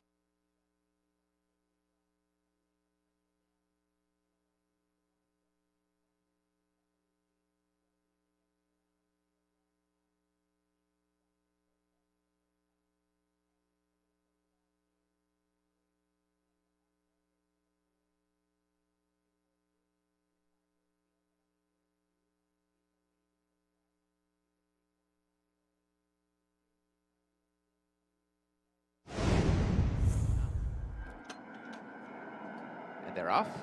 And as they break, a good beginning, showing speed is Holiday Snooze, bidding for the lead with Connor, and driving at their girth is out wide, Political Warfare. Handy on the pace, Yorkton's Honor, and they got away from King Rosso, and then Thor's Cause. Out wider is Lonnie's Gamble. Last of all out the stretch on the rails, Sprung Loose. Political Warfare got across to the inside and dashed out in front, 2 lengths to Connor. A length away third, Holiday Snooze, moving up on the inside of Yorkton's Honor. A break of about 2 to Sprung Loose, King Rosso. Around them goes Thor's Cause. A length away last is Lonnie's Gamble. About 6 lengths covers the field. Racing up the backstretch in front, it is Slay Jones and Political Warfare by a length and a half to Connor. Similar margin, Yorkton's Honor. Holiday Snooze moving through again. 1 to Thor's Cause. Tracking ground is Sprung Loose on the inside. King Rosso's next to last. And last is Lonnie's Gamble. Little change up front. The half-mile time, 49 flat. And Political Warfare in front, taken on by Connor. They've gone away by 3 to Holiday Snooze, Yorkton's Honor. 1.5 to Sprung Loose, King Rosso in the centre, being pushed along for the first time. 3 wide, Thor's Cause. 2 lengths away last is Lonnie's Gamble, swinging off that turn, and Political Warfare still doing things right. Political Warfare striding free. A couple to Connor. A couple again to Holiday Snooze, making headway. On the inside, Sprung Loose has run to 4th, and still well behind them. King Rosso's labouring as they corner the dangers. Holiday Snooze coming thick and fast here. Holiday Snooze racing after the leader, Political Warfare. Political Warfare joined by Holiday Snooze, and Sprung Loose is starting to fly down the outside with a bit of a burst. Holiday Snooze has gone to the front. Down the outside is Sprung Loose and battling on Political Warfare. Holiday Snooze in front. Sprung Loose on the outside gaining. It is Holiday Snooze to the wire, and narrowly Holiday Snooze, and drifting out a bit Sprung Loose. A break to Political Warfare, and King Rosso was 4th from Lonnie's Gamble, 1:45.48.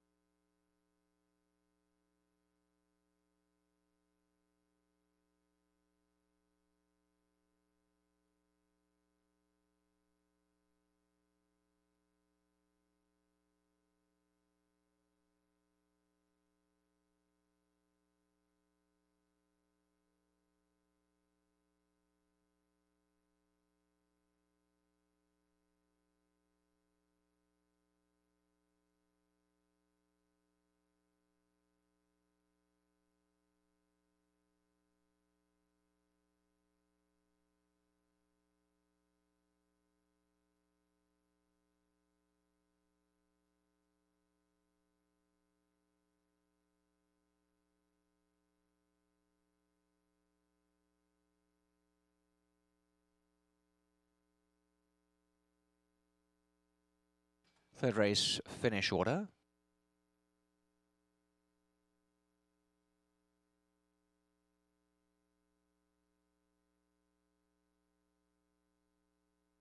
On to race 4, there are no changes. Post time is 17 minutes away.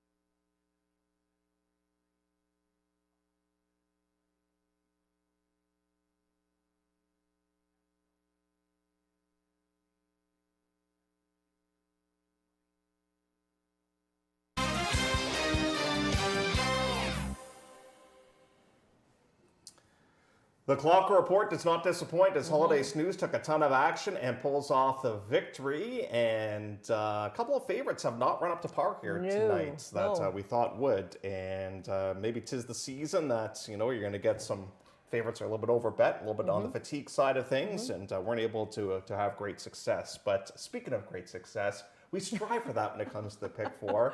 But so far, if we had moderate success, we'd be happy. 3 out of 4, Well, that's normal. Yeah. But on Thursday and Fridays, we've had some tough sledding. 2 and 3, that's where we're going here in race number 4 to start off. Yeah, because Jeff and I use logic. Logic doesn't always work, especially on Thursday nights. So yeah, that's where we went there. And then did we use logic again in race number 5? Scarily, we are logical with our ticket here today. We've got Sterling Castle and Captivating Names. So we've got both Mike Doyle droppers in our first two sequences of this ticket. And the 6th, we're going to go just too deep in this one. Yeah, Spun around, and the 5 good is gone. And then the price that we've got in the 7th is, we're kind of hoping that it sets things up nicely for Lobby Bar. And here we tossed that one at a bit of a number. We do have Lobby Bar. We have a few horses there, the 1, the 3, and the 6. Yeah. We've learned our lesson, okay? Fool us once, fool us twice. Fool us 3 or 4 times. But we've learned our lesson, and on Thursday nights, we never play an expensive ticket. We're just playing for $4.80. There were other ways we could go, to add horses and this and that, but, logically, $4.80 is all we really want to spend tonight. Okay, so I'm very curious to see how these Mike Doyle droppers do. Me too. Because it's been very, very aggressive with a couple of runners on today's program. We'll get to Malibu Mambo momentarily, but we'll start off with Palio. Now, Palio has actually proven to be a very nice claim for these connections. They claimed the horse for 15 back at the end of December of 2023. They got a couple of wins in 2024. Unfortunately, Lisa, it's been a shortened campaign this year, but a good run last time out. Yeah, but he's got fresh legs. Like, he's only making his 3rd start of the season. He had that start back at the end of May, and then I don't know what triggered the layoff, but something happened. And then he didn't show back up until October the 24th in that wide open quarter. Now he's back in the wide open quarter again today. He's making only the 2nd start off of the rest. Like I said, fresh legs this time of the season do run very well. And I've got him in my ticket at 13-1. Malibu Mambo is right now at 4-1. The 2nd choice, just looking at some of the wheel pace, it looks as if the horse might be 2nd choice. Looks like Ever Dangerous is going to be favored in here. Now, Malibu Mambo, as of late, raced a lot on turf, but he has had a lot of success on the synthetic as well. Yeah, and he's coming out of tough spots, right? The 2 other thens, this is a horse we showed you the replay of. His buyers stand out in here too, because on his best day, he can get himself into the mid-80s. And, the only concern, I guess, for some would be the transition back over to the synthetic. But he's been a 2-time winner. In fact, he's made $175,000 on the synthetic surface from his 416 lifetime starts. So he's fine on this surface, and I think he's even better for a quarter. If you watch the replay last start, you'll see that he had a good rail trip from Davy Moran, and then there was a nice hole for him to go through. He found the hole, got himself into about the 2-3 path, and then I think he might have got shied away a bit by either the winner or the 2nd place finisher, because he was whipping right-handed, and this horse was trying to come up on his outside. And I just wonder if maybe he got shied away from that right-handed stick. I like him here for $25,000, and I mean, Mike Doyle's in the Hall of Fame for a reason. Ever Dangerous is the number 3. Unfortunate incident last time out. The one thing that we can tell you is the odds situation, because it doesn't say this in the program. This horse was favored when that incident did take place. He was. So what it was basically they were fixing the halter, or fixing the bridle on him in the starting gate, and for whatever reason the gates opened up and they just weren't ready. They were fixing equipment, and if you watch the replay, you'll see that he was running around basically without his bridle on either. So that makes it even more fun for the outriders to try and catch these horses. But since that incident on October 24th, they blew him out. On November the 7th, he worked a half in 47-2. He's a fast workhorse. Like, if you look back at his works, whenever they do work him a half, it's just normal for him to work in 46 and change, 47 and change. So he's a fast workhorse. It's 2-3-3-2 for me. Sailor's Passion, the 4 has been entered a couple of different occasions. One was a steward scratch for 25 on October the 24th, and was a vet scratch and a starter optional for 10 on October the 30th. Yeah, that's not always a good sign. So October 4th, last time we seen him. He's worked a couple of times since, just a quick 3/8 and then a half in 50 and change back on November the 5th to get Austin Adams retaining the mount. And the horse has raced against some good ones, including one from her own barn, that being Peja Du. I mean, he's raced against the classy old Bachelor Pad. He's been against some good horses, but unfortunately for him, he's got to hook these droppers like Malibu Mambo. Speaking of dropping, Paul Screen rarely runs a bad one and should appreciate the user company Yeah, here. yeah. You know what? I think he might have lost his best buddy when Sahin went back to New York, because Sahin really got along well with this horse. And Zero Ford's tried him for a few times in tougher categories in against the Other Than horses. He's had a couple of nice fifths and now offered up for the $25,000 tag. This is the right price tag for him. Him at this tag makes him a player at 9-2.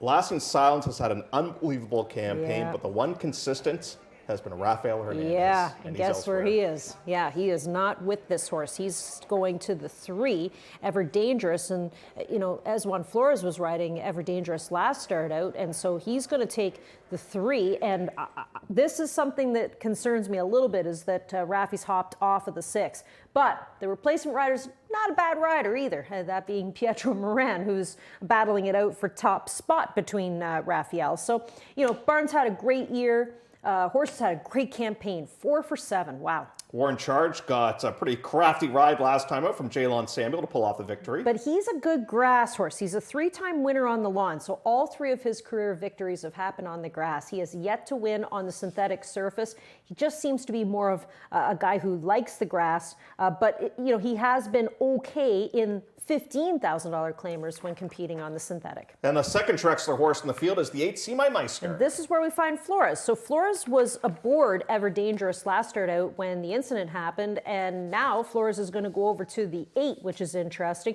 Now, he worked on November the 7th. I wonder if he worked with Ever Dangerous, because Ever Dangerous worked in 47 and 2. This horse worked the same day in 47 and 4, so they might have been a pair out there. And if that's the case, Ever Dangerous outworked See My Meister by a couple of fifths of a second. So, you know, is he usable? Sure. Are you getting a Drexler horse at a good price? Yeah, you are. 8-1. Time to start off the pick 4 with the 4th race. We're going to go around 2 turns at a mile and 16th. The post parade's coming up next with Robert, and then we'll get rocking and a rolling with this multiple leg wager.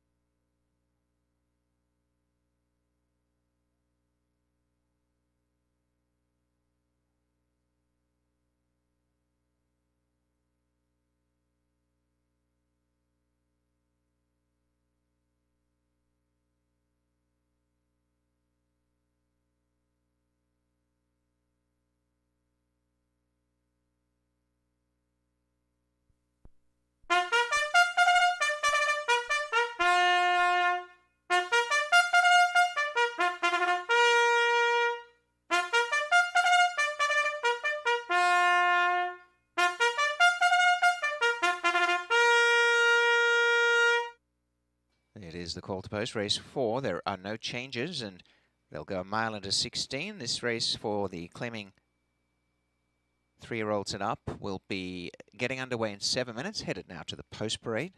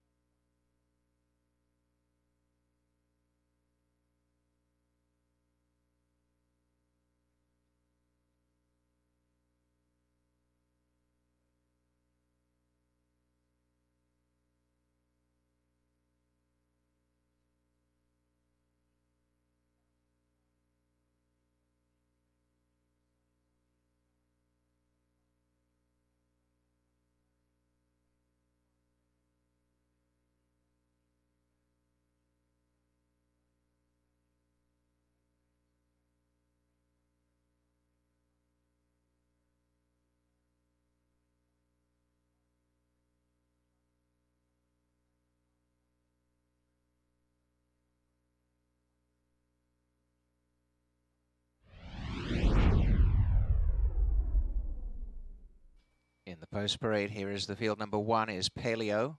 Is racing for Barry Arneson. Trainer Sarah Ritchie. The rider Fraser Abley. Number 2, Malibu Mambo with David Moran. The rider for Mike Doyle. And Dura Racing and MJ Doyle Racing Stables Limited. Randy Exelby, owner of number 3, Ever Dangerous, with Rafael Hernandez for Marty Drexler. Sailor's Passion, number 4, is owned by DR Against the Wind Incorporated. Trainer Deborah Rhombus with Austin Adams. Anika Murray, owner of 5, Posturing in the barn of Mike Mattini with Zarrell Ford. Hillsbrook Farms, owners of 6, Lasting Silence, trained by Del DeRusso, jockey Pietro Moran. Tino Attard with number 7, War in Charge, the rider Jelon Samuel, and owned by Joshua Attard and Jaden Garnett. And number 8, See My Meister for Michael Bellissimo, Marty Drexler, and S1 Flores. 4 minutes to the 4th.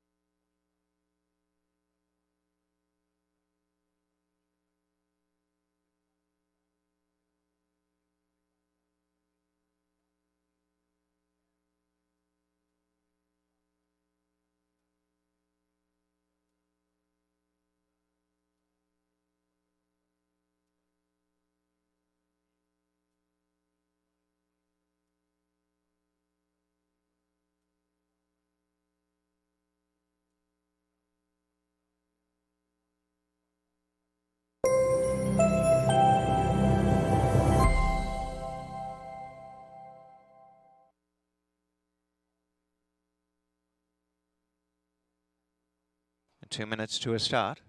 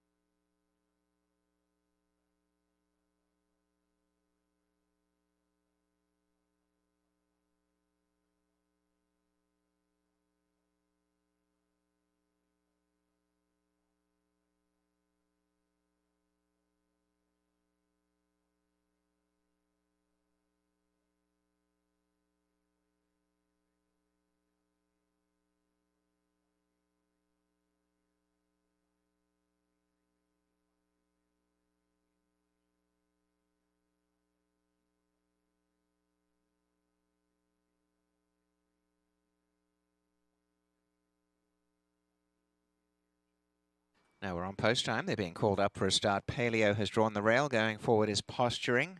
Posturing gate 5. The front of the gate has been opened. This race at the mile and 16 sees good support for Ever Dangerous. Inside runner moving in. Paleo coming up to the line. Next along is Lasting Silence with Pietro Moran. And David Moran goes in with Malibu Mambo.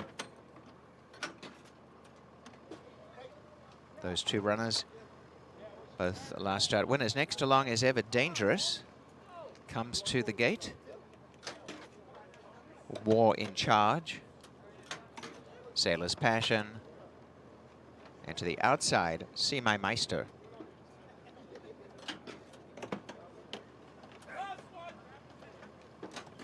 And they are all in and locked up. Posturing restless, they settle better.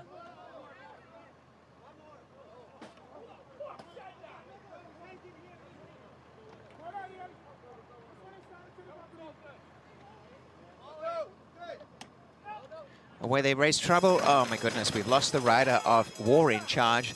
Has tipped Jalon Samuel out the saddle and Jalon on the ground, and the horse continues riderless. And as they start the run down the stretch, it's Malibu Mambo in front of Lasting Silence and Ever Dangerous third. On the outside, See My Meister from Paleo, and back second last Posturing and Sailor's Passion. And it's a slow tempo here with Malibu Mambo joined by Lasting Silence, and of course that riderless horse going right across their paths, not making life easy.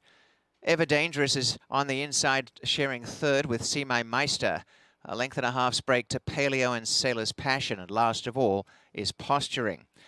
So it's going to be pretty tough to really set a true tempo in this race, with the horse out in front that's riderless completely in their view. Now coming through is Ever Dangerous, trying to change that. He's gone forward, Rafael Hernandez, to take advantage of that opportunity to come through on their inside, and has gone to the lead. So a half mile to run now. Malibu Mambo coming up in the center as there's that riderless horse flanked on his outside. Then Lasting Silence, Paleo, See My Meister, Sailor's Passion, and at the back Posturing. Ever Dangerous made that whisk of a move and has got away. Is out by 3. Malibu Mambo losing touch. In third, Lasting Silence. See My Meister, the outside of Paleo. It's really odd because it's Ever Dangerous was the horse that went riderless around the track last time and is accompanied to the stretch by a riderless horse. You couldn't dream these things up. But down the stretch, Ever Dangerous is out by 6. In second placing, Malibu Mambo, and over on the inside is Paleo. And that move in the backstretch has been a winning one. Ever Dangerous coming down inside the final 16th, out by about 6 lengths. Battling for the minors, Paleo, Malibu Mambo, and See My Meister. Ever Dangerous first by 5. Paleo second from Malibu Mambo, See My Meister, and the time 1:45.59.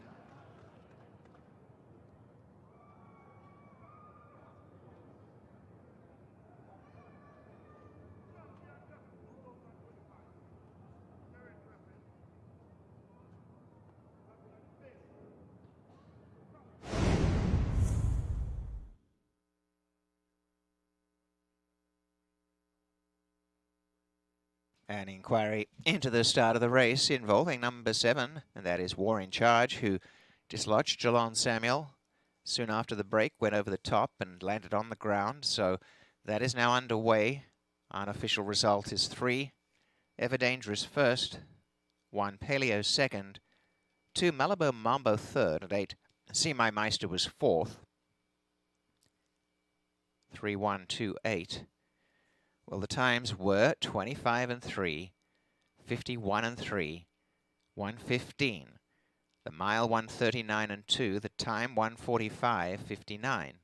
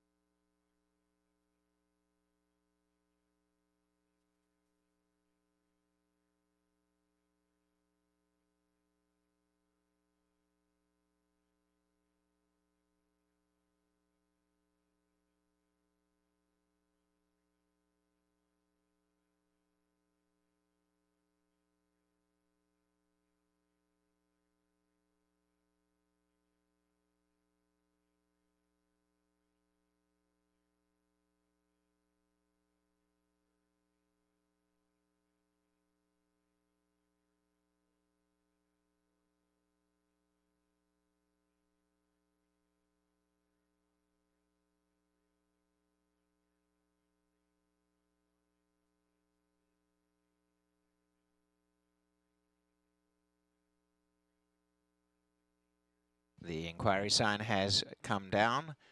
That runner number 7, War in Charge, did receive a fair start and dislodged of Jelon Samuel of his own accord, and no change. 3, Ever Dangerous, headed to the winner's circle, a very easy winner. And that is win number 6 for Ever Dangerous. Ever Dangerous is a dark bear brown 8-year-old gelding by Kitten's Joy from the Rahi Angel. Knowles Bloodstock Incorporated bred the winner in Kentucky. It's Randy Exelby winning owner, Marty Drexler winning trainer. And there's Ned on hand as we see Rafael Hernandez with the winning ride. A nice performance, Ever Dangerous. No luck last time, and today proving how good Ever Dangerous is.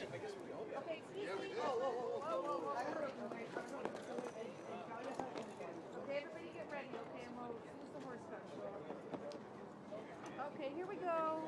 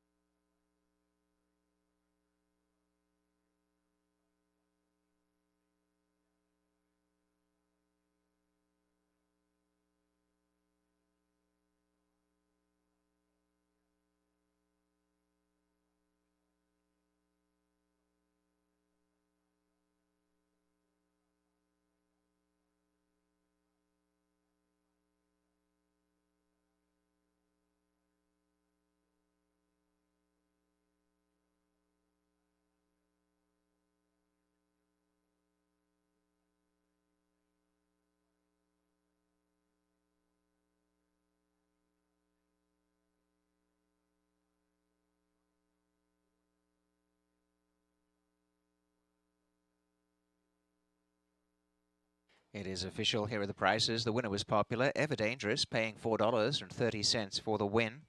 Paleo number 1, $7.10 to place, $4.30 to show. That exacted $26.50, and the trifecta, $44.75. Super 3128, 228 even. The 4-3 double, $21.40. 5-4-3 pick 3, $78.35. The 1-3 swinger, $5.20. 2-3, $2.30, 1-2, $4.15. Fourth race payouts.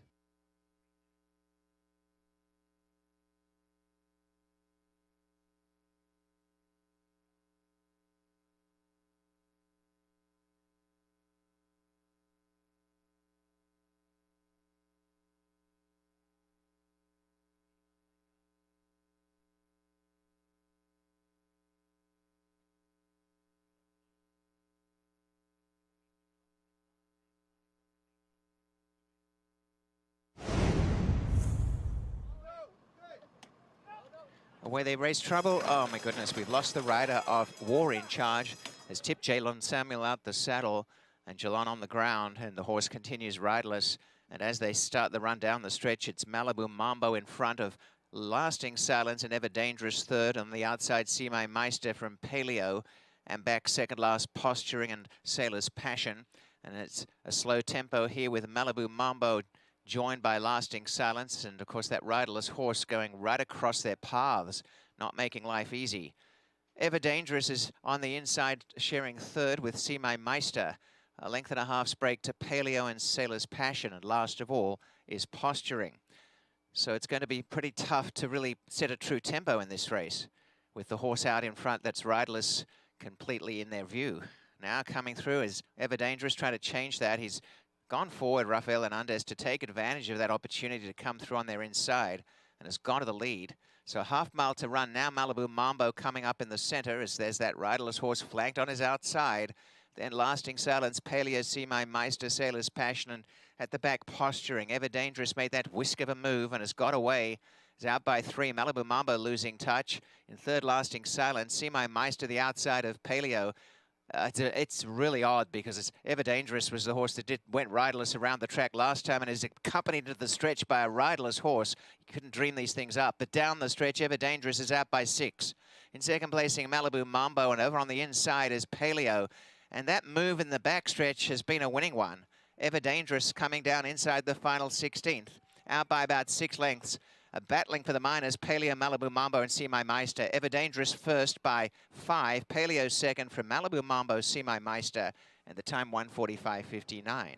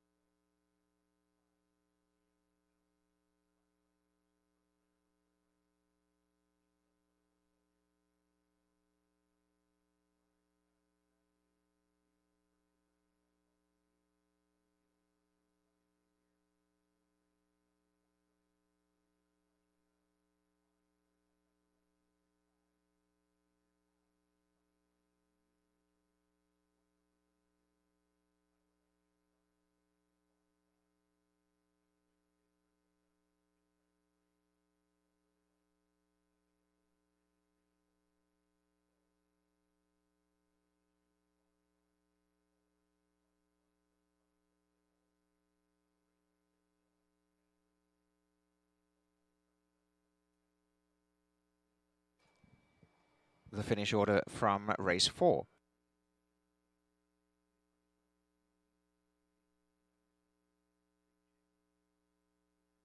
Two claims, and firstly, Malibu Mambo from Mike Doyle to Martin Hinkson for Bruno Chickadans. Lasting Silence from Dale DeRusso to Sharon Siccato for Mary Ellen Beaumont and Danny Lococo.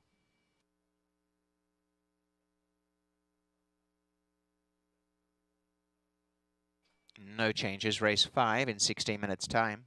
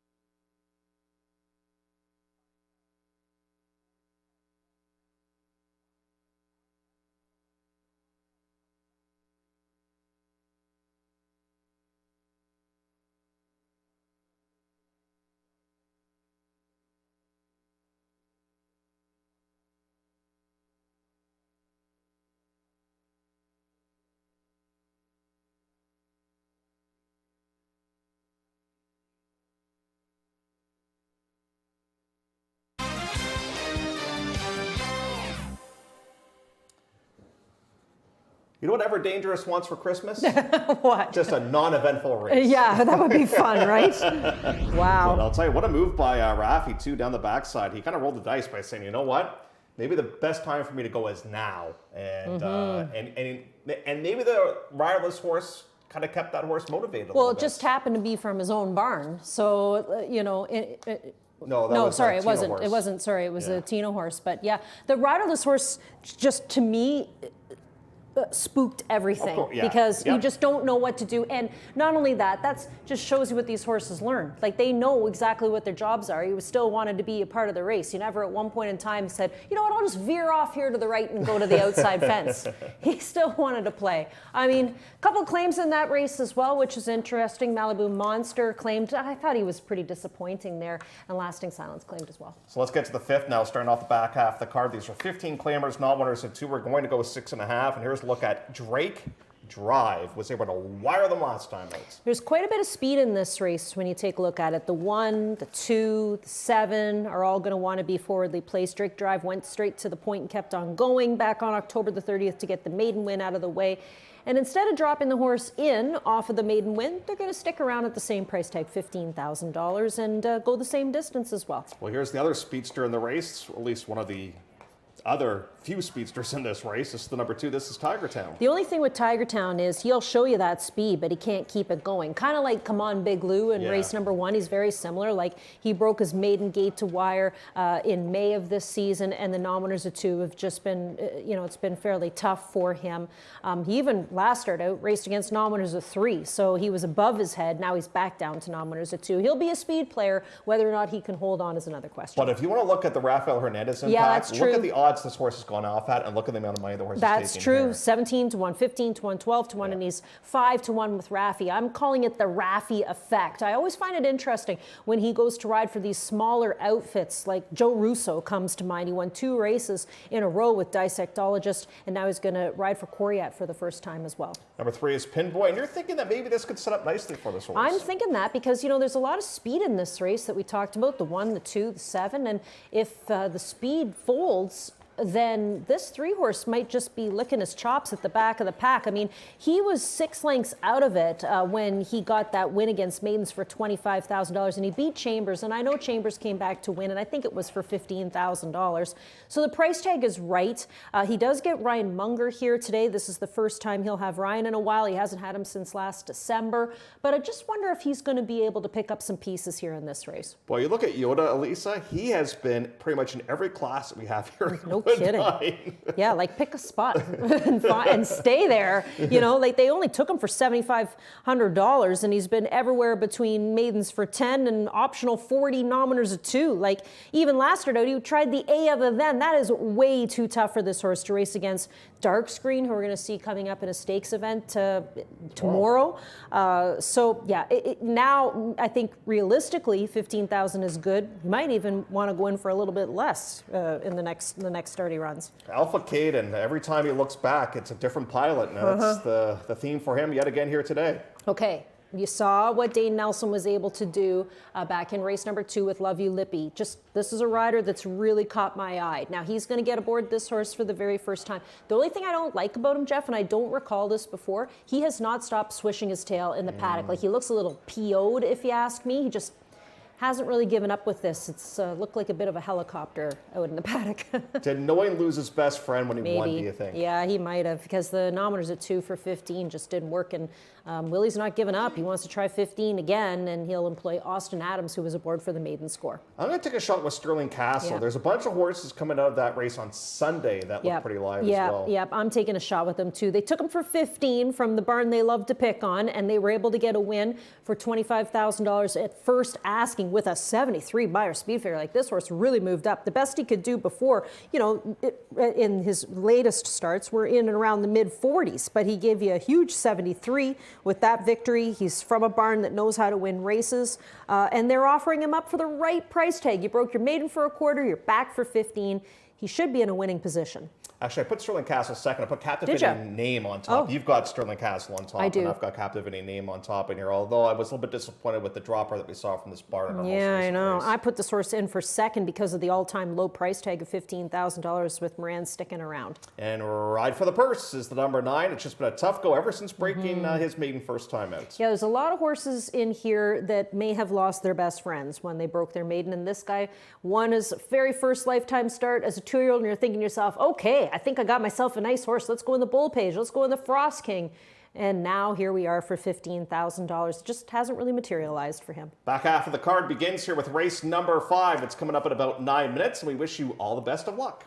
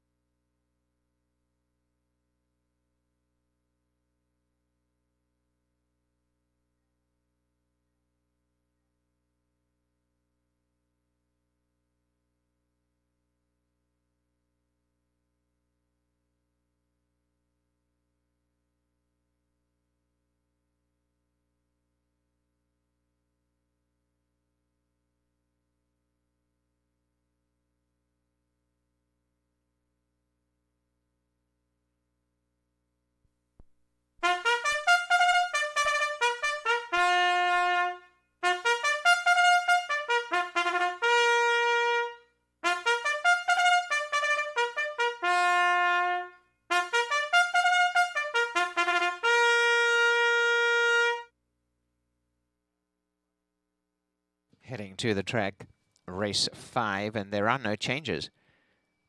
The field of 9 headed to the post parade. 7 minutes to a start. They'll go 6 1/2 furlongs. They're 3 and up and non-winners of 2.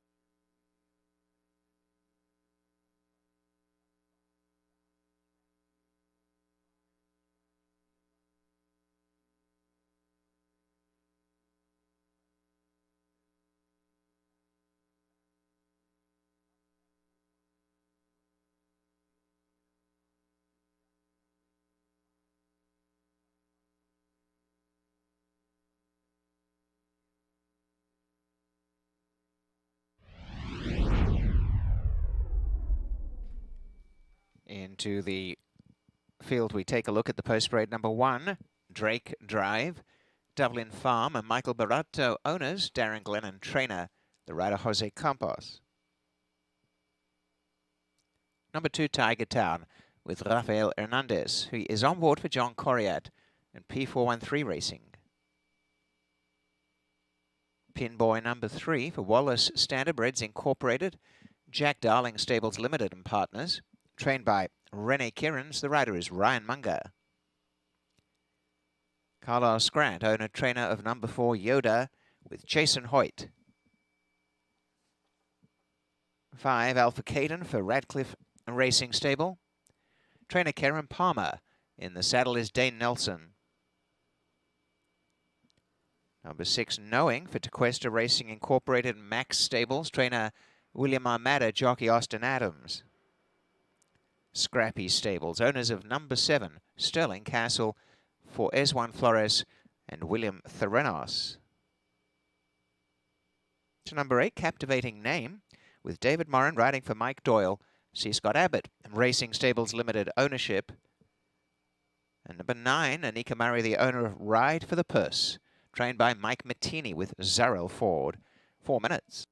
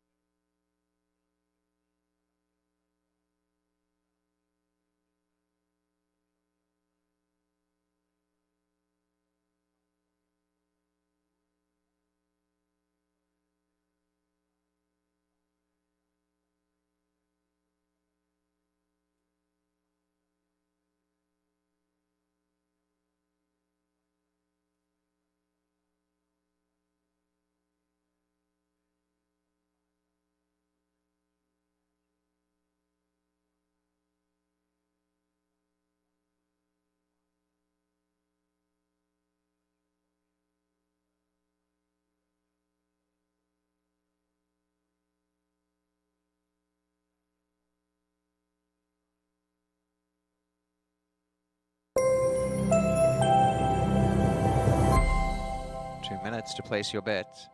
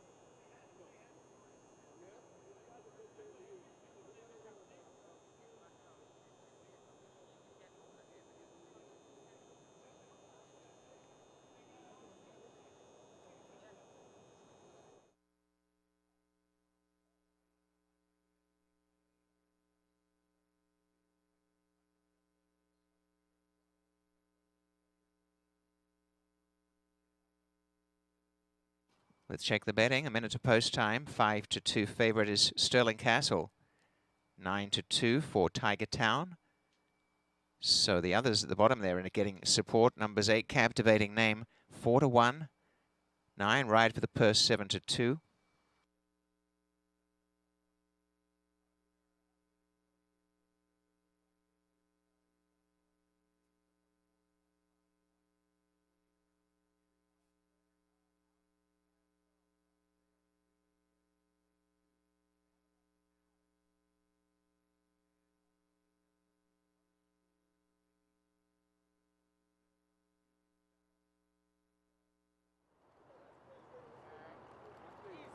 Last start winner, Drake Drive, is the first to go up this race at 6 1/2 furlongs. Drake Drive and Alpha Caden move together. To gate 2 is Tiger Town. Next along, Knowing to gate number 6.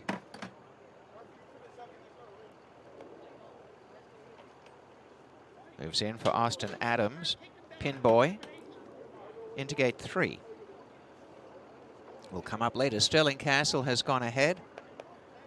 Also one off a gate to wire performance last time. Pinboy is being brought to the gate with the blindfold on. And getting a little antsy behind the start. Deeper out goes Captivating Name. Yoda to gate 4. Ride for the Purse to the outside gate for Zarel Ford, and they're almost right with Yoda and Jason Hoyt. Captivating Name is now 5-2. Sterling Castle 3-1. Tiger Town 7-2. Yoda goes up. Ride for the Purse completes the line at 6-1 odds. They're in the gate. All in and locked up.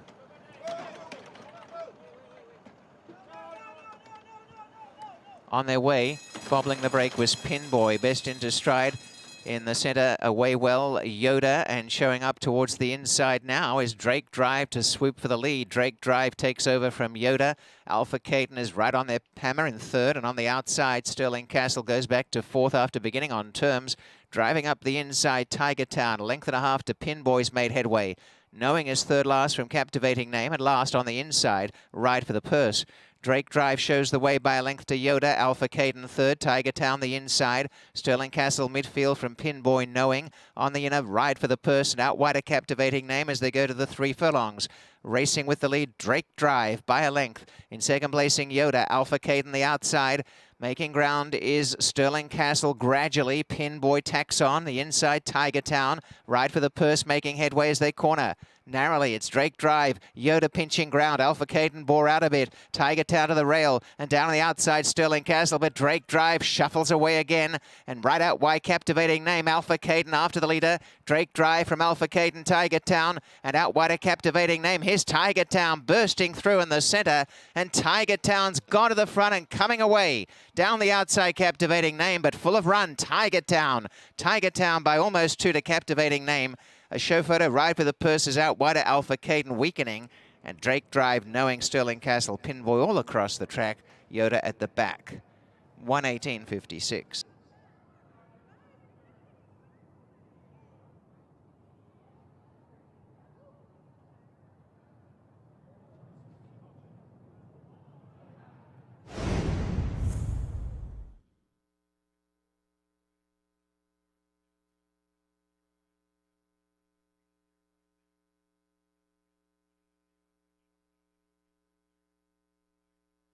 The winner is number 2, Tiger Town. Second is 8, Captivating Name. Third is number 9, Ride for the Purse. And number 5, Alpha Caden, fourth. 2:8.95. The opening quarter, 23 and 1, a half 46 and 2, and 3/4 1:12.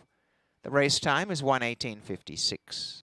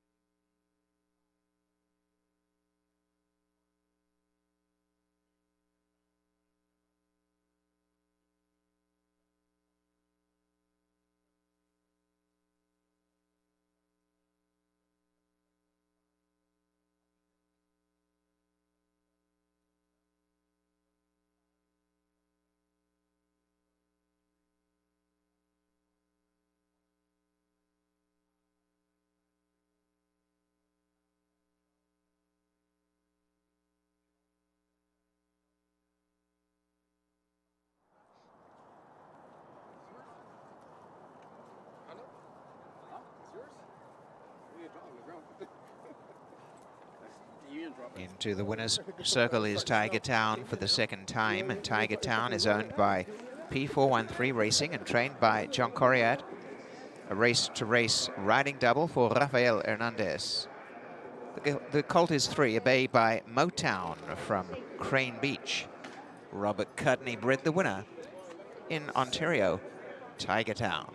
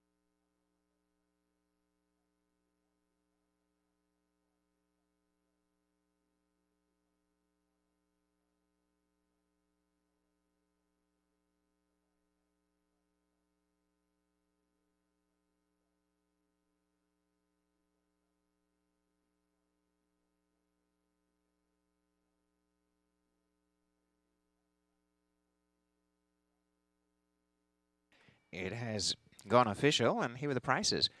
Tiger Town was bet down to favourite, $5.60 for the win. Similar for the runner-up as a place, number 8. Captivating Name, $5.50. 2-8 Exacta, $31.30. The trifecta, $71.10.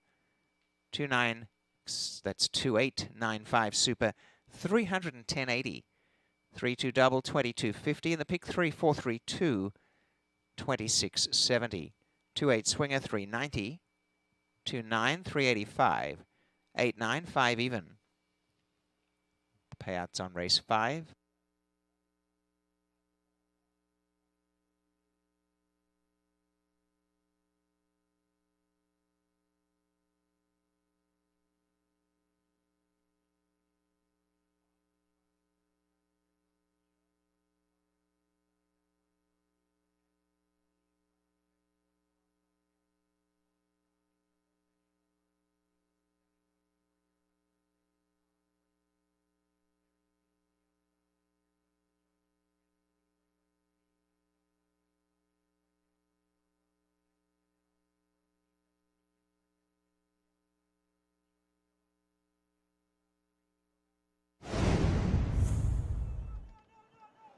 On their way, bobbling the break was Pinboy, best into stride.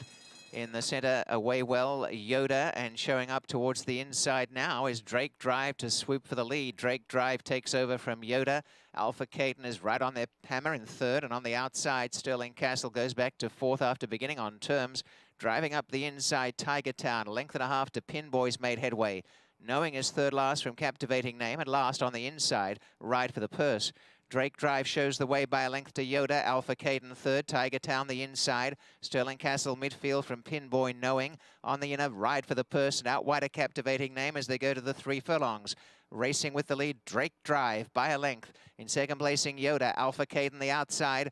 Making ground is Sterling Castle gradually. Pinboy tacks on. The inside, Tiger Town. Ride for the Purse making headway as they corner. Narrowly, it's Drake Drive. Yoda pinching ground. Alpha Caden bore out a bit. Tiger Town to the rail. And down on the outside, Sterling Castle. But Drake Drive shuffles away again. And right out wide, Captivating Name. Alpha Caden after the leader. Drake Drive from Alpha Caden, Tiger Town. And out wide, a Captivating Name. Here's Tiger Town bursting through in the centre. And Tiger Town's gone to the front and coming away. Down the outside, Captivating Name, but full of run. Tiger Town. Tiger Town by almost 2 to Captivating Name. A show photo, Ride for the Purse is out wide. Alpha Caden weakening. And Drake Drive knowing Sterling Castle. Pinboy all across the track. Yoda at the back. 1:18.56.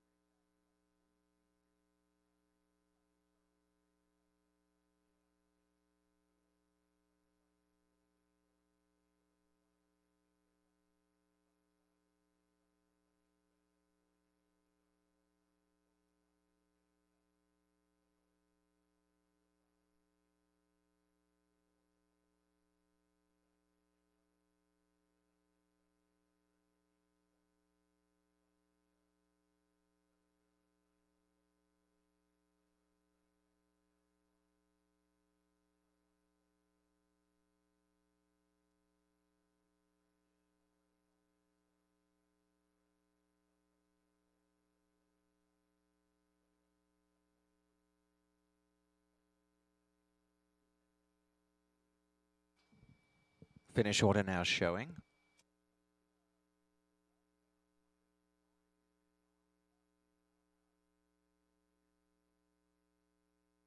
Sterling Castle has been claimed, goes from the barn of William Theranos to trainer Noel Williams for Bermuda Blue Farm.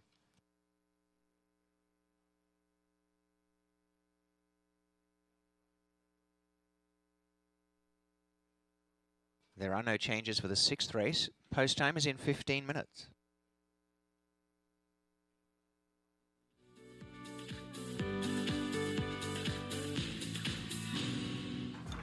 Give me a hot pink Cosmopolitan and some drama. Give me a Kettle One soda with a twist. Give me a party, an espresso martini, and a room full of strangers. Give me a cocktail with Kettle One vodka. Love horse racing? HPIBet.com is Canada's leader in online horse betting. Access thousands of live races from hundreds of tracks worldwide instantly. Enjoy the most advanced betting tools like AI Smart Picks and exclusive cashback rewards you won't get anywhere else. Join today and get up to $100 in free bets. Get the ultimate horse betting experience with HPIBet.com.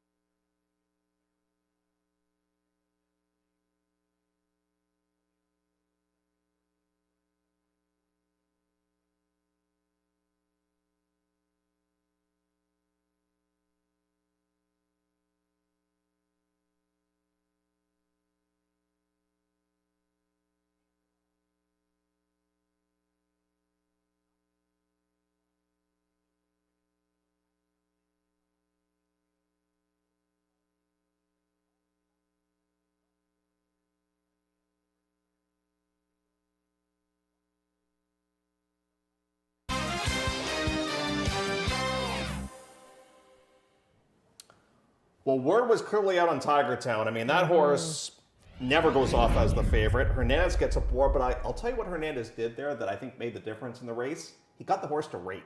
Yeah. After being speed all the time, he got the horse to settle down a little bit. Now, it still was a little keen early, but he still was eventually able to get the horse to settle down, but I'm shocked at the amount of money that horse took. Yeah, it's called the Raffi Effect, and Raffi has had 2 winners on the program tonight, back-to-back, too, Ever Dangerous and Tiger Town. Late pick 3 coming up next year from Woodbine. We're going a mile to 16th, an optional 40 non-winners of 3 for fillies and mares. And Lisa spun around. The only thing I think she likes about grass is eating it. I don't think she likes rain on it. No, I'm glad she's getting back over to the synthetic track here today. You know, she also goes back to Fraser, who really gets along well with her. Fraser broke her maiden. Fraser won the non-winners of 2, and they're looking like they're in a good spot here tonight. Now, I've said that about a few horses, and they haven't really materialized, but this one's gone back to work a couple of times since the last race, worked in 1:03, and then came back to work in 1:01.1. These are nice workouts for a Stu Simon barn that we like. Fraser Abley aboard here today. That's a strong jockey-trainer combination. They win at a 21% clip. Chiefs Woods had a fantastic year. On paper, this is the horse to beat. Go Giffen is the number 2, 3rd start off the layoff. So, you know, as you said, 3rd start, but now we're going to stretch back out here. This horse has gone long only 1 time on the synthetic surface, and that was back last November. So they tried it last year in an A other than, and it didn't work out. The horse ended up finishing 9th. So we're just going to try it one more time, possibly, to see if maybe she's a little older and she might like the stretch out a little bit more, but she's kind of cool right now at 8-1. Let's get to the number 3 now, this being Perry Winkle, who gets significant class relief here today. Yeah, and as is the case with many of these Pozzanelli horses, you know, they're claimed for lower prices and they try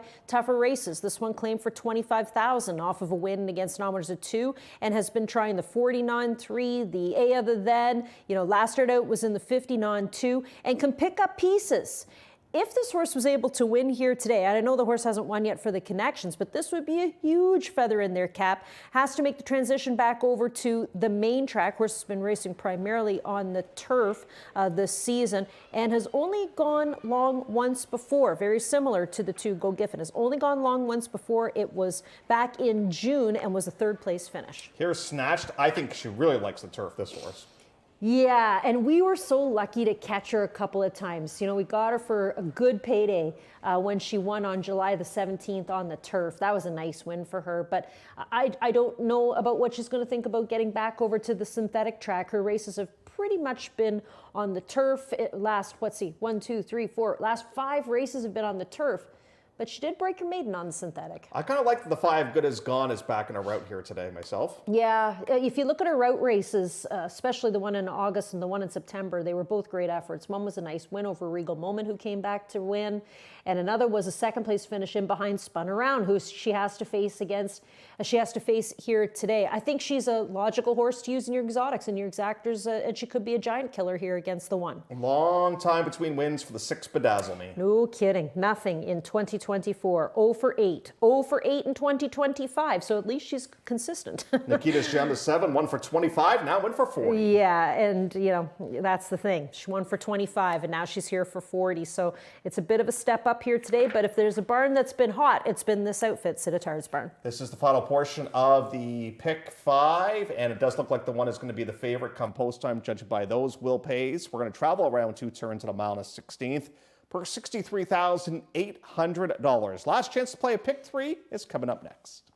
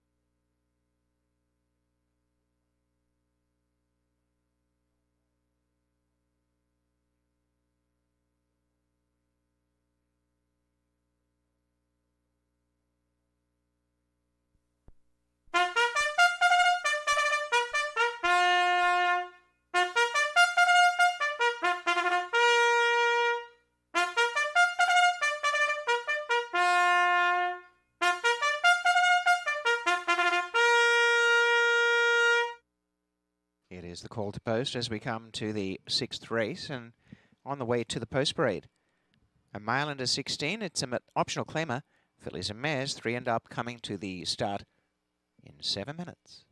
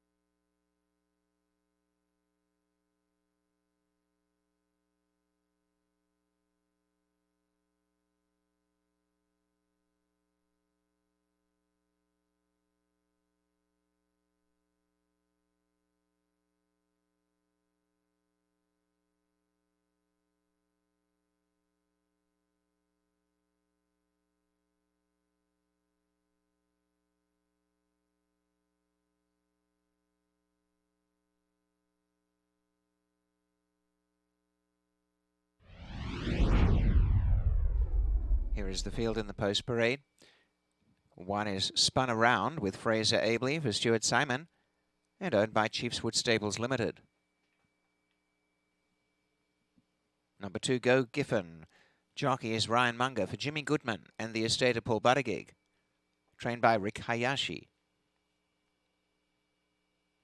Number 3, Periwinkle for Nick Sampogna, Dominic Polsinelli and Jose Campos. Zealy Racing Stables, owners of number 4, Snatched, trained by Mike DiPaolo. On board is Emma Jane Wilson. Pietro Morin on 5, Good as Gone for Nick Nasawenko, owner-trainer. Number 6, Bedazzle Me, David Morin, the rider for Robert and Patricia Webber. Anthony Pottinger celebrating his birthday here today. He is the trainer. We wish him the very best of luck here too. And Nikita's Gem is number 7, and that is in the barn of Sitter Tard for Goldmart Farms and Tucci Holdings with rider Zerrell Ford. This race coming up in 5 minutes, 1 mile and 16, race 6.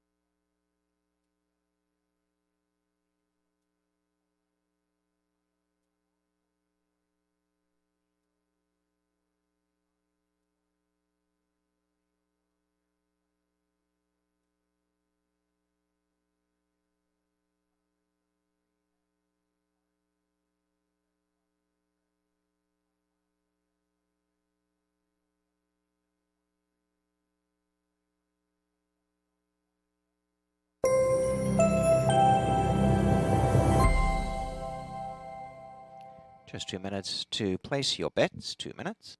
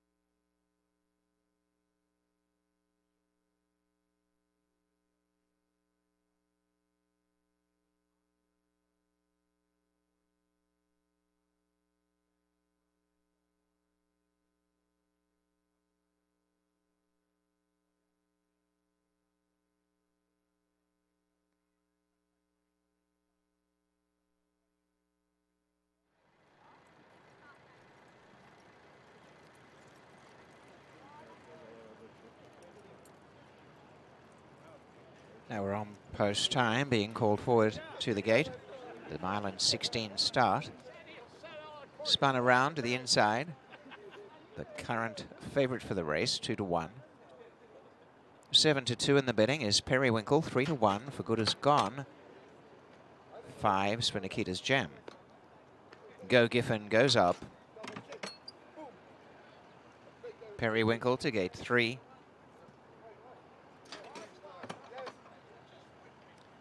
Emma Jane Wilson riding Snatched has gate 4. And Good As Gone to gate 5. Will come up later as the front of the gate is left open for Good As Gone. Meantime, Bedazzle Me comes to the line, the grey. Nikita's Gem to the outside. And this field awaits Good As Gone. Stand by for a start.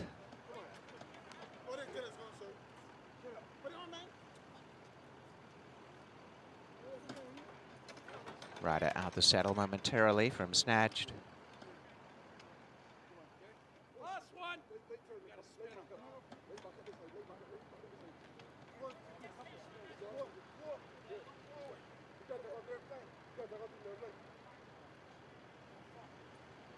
Still working on getting horse 4 fully into the gate. And now it is Good As Gone. Rider gets back on horse 4, so the last are long. Pietra Moran with Good As Gone, the favourite at 8-5 now, and that is spun around. Stand by for a start. The blindfold here for Good As Gone, being straightened up.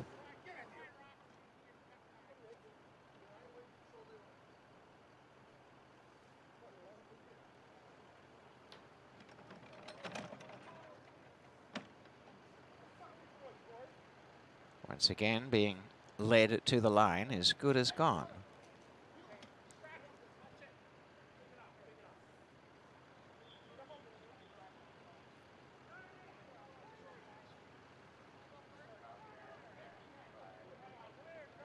So this time without the rider on board. Stand by.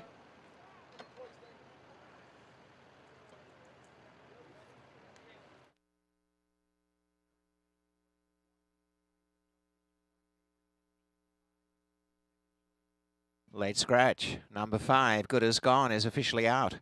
Please mark your program, a late scratch at the gate, number 5, Good As Gone.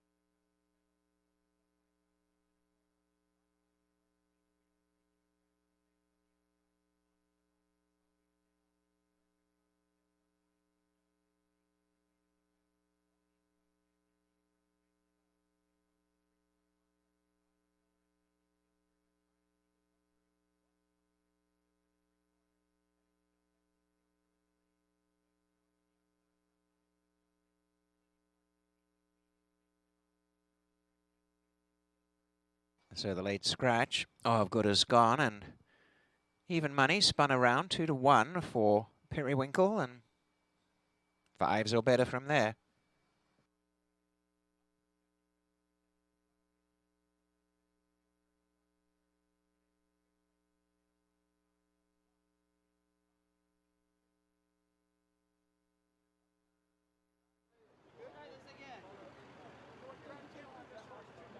Now reloading, and first along is Spun Around. They're coming back in. Horse 5, the late scratch. Go Giffen moves up.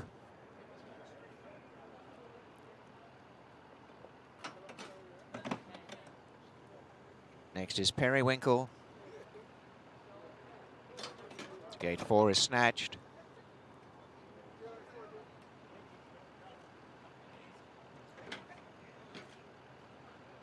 Bedazzle Me has gate 5, or gate 6.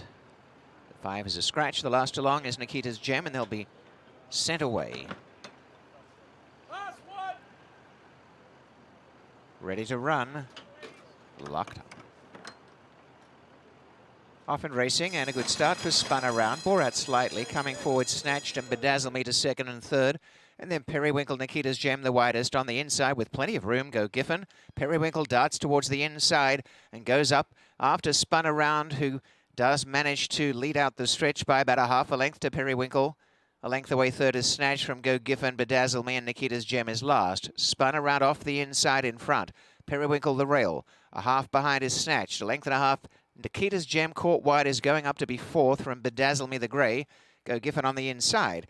They pack up, only 3.5 covers the entire field, and Spun Around has assumed control, still out by a length, but hasn't crossed. Periwinkle the inside. Ahead away snatched, and on the outer Nikita's Gem. Bedazzle Me coming into it nicely, and last, Go Giffen. They run to the 4.5 furlongs. The pace has been pretty average, and showing the way is Spun Around by a length to Periwinkle, snatched, and Nikita's Gem hung out to dry. On the inside is Bedazzle Me, and last of all is Go Giffen. They race to the 3.5, and there hasn't been much pressure up on these top two, Spun Around and Periwinkle. Snatch trying to come forward.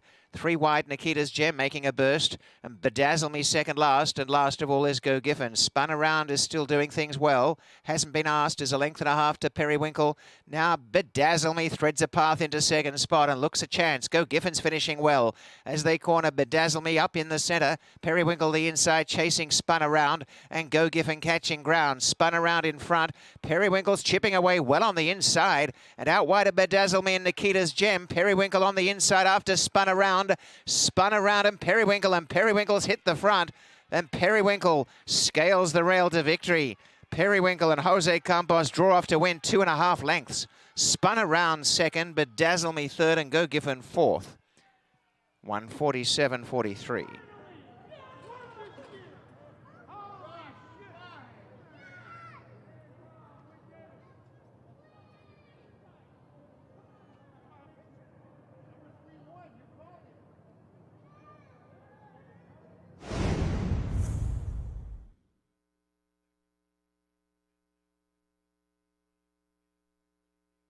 Three is the winner, Periwinkle. Second is 1, Spun Around. And third is 6, Bedazzle Me. Fourth place has gone to number 2, Go Giffen. We'll get those names up shortly, but the numbers are correct. 3, 1, 6, 2. The first quarter in 25, a half 50 and 3. 3 quarters 1:15 and 2. The mile 1:41 and the time 1:47.43. And there are the official names. Periwinkle first, Spun Around second, Bedazzle Me third, and Go Giffen fourth.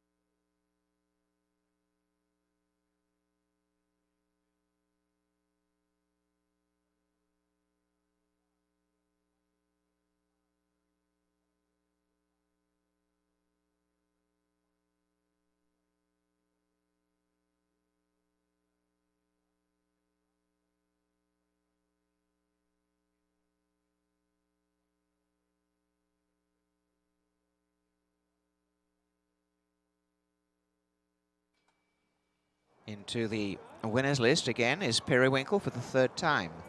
This chestnut 3-year-old filly, she is by temperature from Verisimilitude.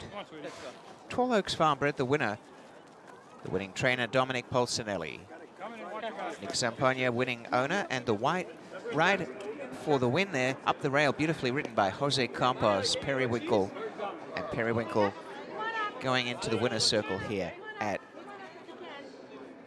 second favorite, 2-1 odds. Downing the favorite.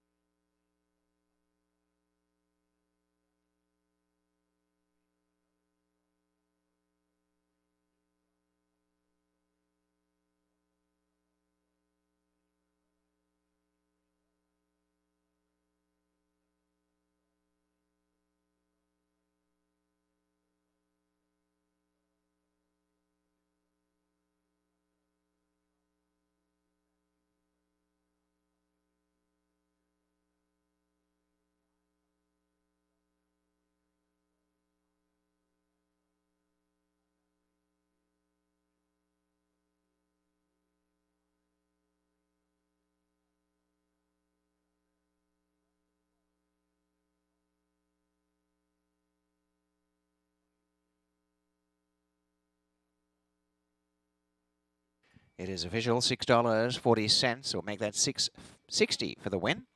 And the exacta, $15.10, trifecta $43.90. The super $100.75 for $3,162. Consolation double $2,5,490. Winners 2, 3, 18.40, and the pick 3, 3, 2, 3, 26.75. Swinger 1, 3, $1.35, 3, 6, 4.55, 1, 6, 8.90. Payouts on the 6th.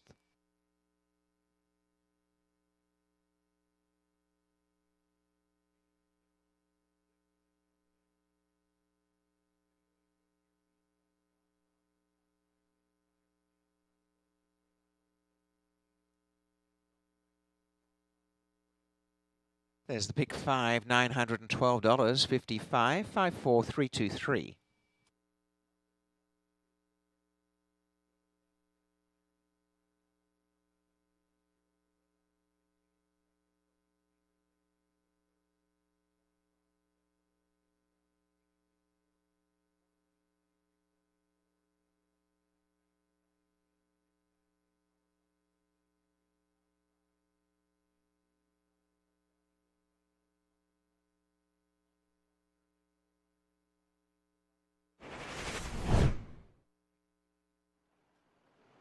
Off and racing, and a good start for Spun Around. Bore out slightly, coming forward, snatched and bedazzled me to second and third.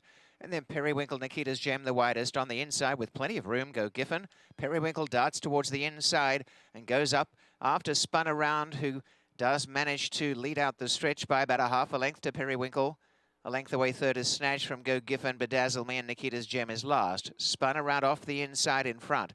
Periwinkle the rail. A half behind is Snatched. A length and a half. Nikita's Gem caught wide is going up to be fourth from Bedazzle Me the Grey. Go Giffen on the inside. They pack up, only 3.5 covers the entire field, and Spun Around has assumed control, still out by a length, but hasn't crossed. Periwinkle the inside. Ahead away Snatch, and on the outer Nikita's Gem. Bedazzle Me coming into it nicely, and last, Go Giffen. They run to the 4.5 furlongs. The pace has been pretty average, and showing the way is Spun Around by a length to Periwinkle, Snatched, and Nikita's Gem hung out to dry. On the inside is Bedazzle Me, and last of all is Go Giffen. They race to the 3.5, and there hasn't been much pressure up on these top two, Spun Around and Periwinkle. Snatch trying to come forward. 3 wide, Nikita's Gem making a burst. And Bedazzle Me second last. And last of all is Go Giffen. Spun around, is still doing things well. Hasn't been asked, is a length and a half to Periwinkle. Now Bedazzle Me threads a path into second spot and looks a chance. Go Giffen's finishing well as they corner Bedazzle Me up in the centre. Periwinkle the inside chasing, spun around, and Go Giffen catching ground. Spun around in front. Periwinkle's chipping away well on the inside, and out wide of Bedazzle Me and Nikita's Gem. Periwinkle on the inside after spun around, and Periwinkle's hit the front, and Periwinkle scales the rail to victory. Periwinkle and Jose Campos draw off to win 2.5 lengths. Spun around second, Bedazzle Me third, and Go Giffen fourth. 147.43.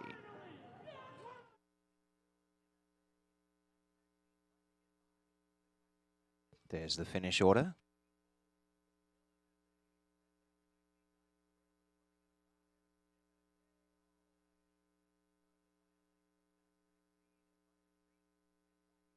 Race 7 and away change. Number 4, Grey Princess, a pound over. 17 minutes away.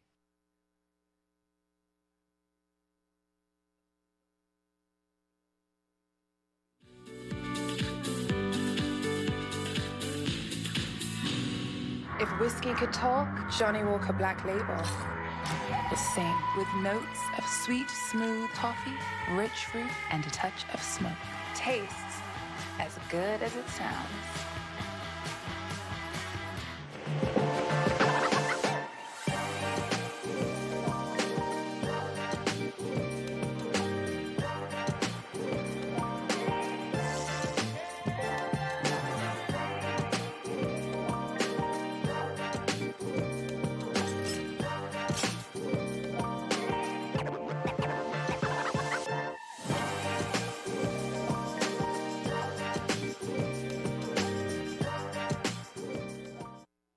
Thoroughbred horse racing is steeped in tradition. It's known as the sport of kings and queens.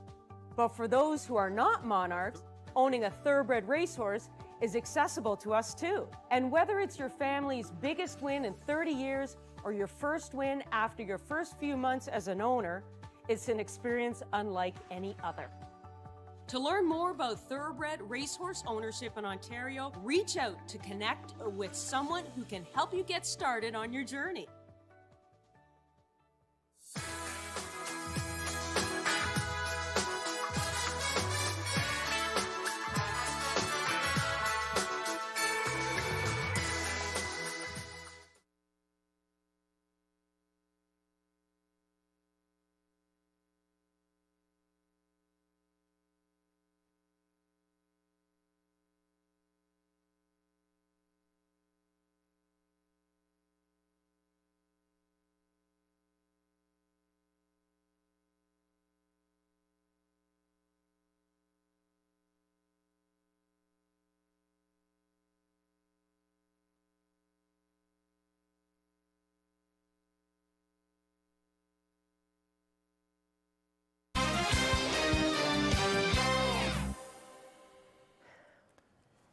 Periwinkle never leaves the rail, able to pull off the victory. And you know who could not get to the rail? Who? I don't know if it was by design or if the horse didn't want to go there, but that was the favorites in that race. That was wide down the backside. That's true. Yeah, spun around. Yeah. Listen, Periwinkle, that's a nice win for these guys, considering the fact that they claimed the horse for a quarter. They had been picking up fringe efforts and then get a nice win there. I thought the Tis Romantic really bounced back last time out, and it's going to be in the same class as last time, an optional 10, star allowance race as well. And, you know, I was a little bit worried about him because he had a couple of clunkers there, but did bounce back with a better race last time out. Wasn't that a Chirkop exactor, CC's Kingdom, onto Tis Romantic? So he doesn't have to worry about his stablemate being in against him. The horse he might have to be concerned about is the 3 Sunnyside Up. He did race against him, and he was third when this horse finished in second. But you get Raffy back aboard again today. Raffy's had a great night. He's had 2 winners so far. He could get this one home here too. 7-5. Wow, this horse is getting a lot of support. Number 2 is a little bit gangsta.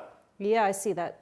A little bit gangster right now at odds of 8-1, and has not seen action since September the 19th. Yeah, so why has this horse been shelved after the race on the 19th and not resurfaced until today? So far, just 6 starts with a second and a third place effort. No wins this year, no wins last year. He's 7 years old and he's only won a couple of times. Like we said, this barn is starting to reclassify a lot of horses, and this one's offered up for the $10,000 tag. Media sensation and for a low price tag here today, but a little bit chilly on the board. Well, here's the thing. When we did our handicapping on this, Austin Adams hadn't won a race yet for Martin Drexler, but then they did win a race together on last Saturday's program. Now, this horse might be able to close just slightly. Could be sitting in a bit of a catbird seat in this race. The speed will likely come from the 7. He normally shows speed, but he can close. So just watch for him, and this is a new budding jockey-trainer combo. For the 4th time this year, Great Princess will face the boys, and I can't guess right on her. Me neither. You know what's interesting? She races better against the boys. She does. Like, if you look at her in filly and mare races, she's 3rd, she's 4th. But you look at her races against the boys, and she's winning against them, and winning easily, winning by 6 lengths, winning back on September the 14th. Barn had a win with Holiday Snooze, who was a clocker horse on today's program as well, so they've got to be really pleased with that. This is a horse who was winter raced down at Tampa. Now, I'm wondering if this horse will go back to Tampa or if there was a change in ownership and then the horse came up here. But regardless, she's been good this year, and she's better when she seems to race against the guys. 3 Sunnyside Up is the number 5. Back to back 3rd place finishes. Yeah, so can he break through here today for Richie Morton? Like, the horse hasn't had a win since way back in June of 2024, and that was winning a 25 non-3. But they keep protecting the horse, and he keeps on kind of picking up little bits and pieces. Lobby Bar got himself into a real comfy spot back on October the 17th, but yet another rider of a different name running this horse here today. Right, so she had Munger, and then she had Ford, and now she has Abley. He can close too. This horse is an interesting guy. Like back in last year, I would have said to you, oh, he's too quiet right now. Like in the paddock, he used to kind of show you his cards ahead of time, especially if he was difficult to be saddled, but he was a really good boy again tonight. Now, what's the best positioning for him? To come from off of the pace. And like I said, he'll have speed to chase. The speed will come on his outside. And Mad Dog and Joe will be the last one that we look at. And this horse has been entered so many times and finally will run here today. Yeah, for 10. He was claimed for 15. They tried a quarter. That didn't work out. There's a line you don't read very much. Engulfed. And he's outside to get saddled. But he's the speed of the race, Jeff. Back in the day, he was able to carry that speed on many occasions, and most of the time he was racing on the turf and he was able to carry that speed. But he'll be a speed player in here. It's just who is going to try to run him down, or will he be able to carry the speed now that he's offered up for an all-time low price? Well, just now inheriting the favorite status is the mare in this race, that being Great Princess, who from time to time shows up with these massive performances, and other times she's a little bit flat. So I never guess right with her. No. But if you like her today, hopefully she brings one of her better efforts. It's race number 7 to start off the late double in 10.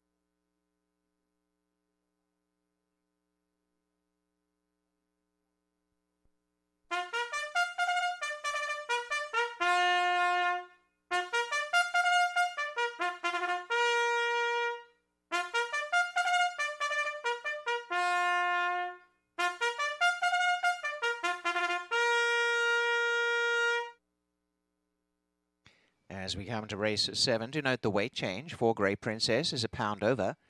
They go a mile and 16. This is a starter optional claiming race for 3 and up. 7 minutes.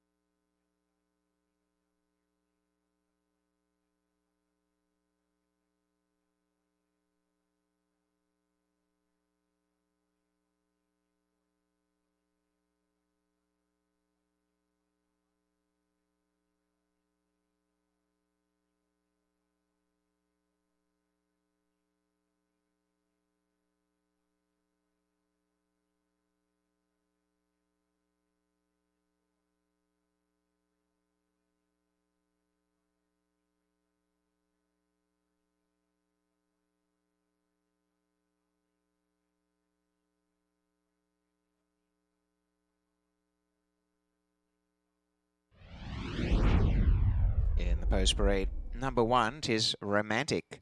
Rafael Hernandez, the rider, for Stephen Cherkop. The ownership is DPHO Stable Incorporated. Rafael Hernandez looking for a third tonight. Number 2, Little Big Gangster, with Emma Jane Wilson for Krista Cole, and the ownership Denny Andrews and Krista Cole. Media Sensation number 3 for Bruno Sugardan's Marty Drexler and Austin Adams. 4 is Grey Princess, trained by Danny Yu for Dennis Diarup. Jockey is Ryan Munger. Number 5, 3 Sunny Side Up, Pietro Morin on board for Richard Morden and Lyle Morden. Number 6, Lobby Bar, Wallace Standardbreds Incorporated, Harness Horsepower Incorporated, and David and Ann Muscat owners. The rider is Fraser Abley for Rene Kierans. Number 7, Mad Dog and Joe, with S1 Flores for Angela Rutledge and Michael Wright Jr., the trainer. 4 minutes to a start.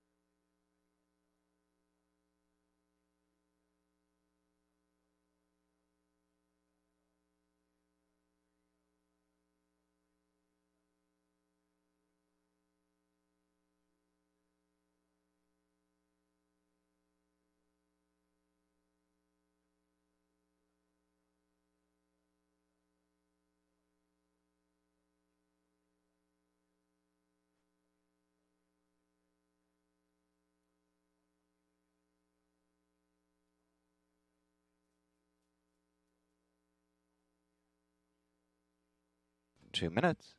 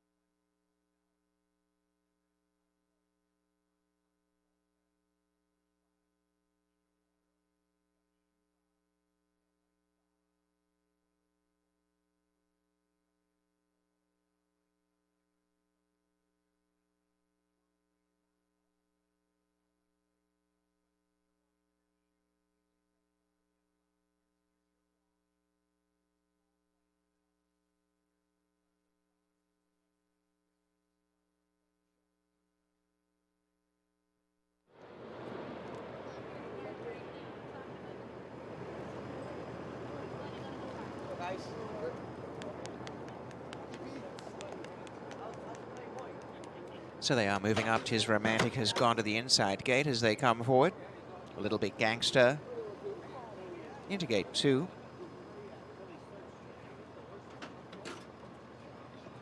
Media Sensation is next. So Tis Romantic at a pretty short price here, 8 to 5. You're getting value, really, with the rest of the field as they move Grey Princess forward. It is now the turn of 3 Sunnyside Up, Lobby Bar. Outside gate is Mad Dog and Joe, and they'll be on their way.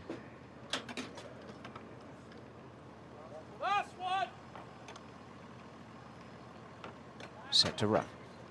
Locked up. Off they race, and back to last is Little Big Gangster, the rest in a line.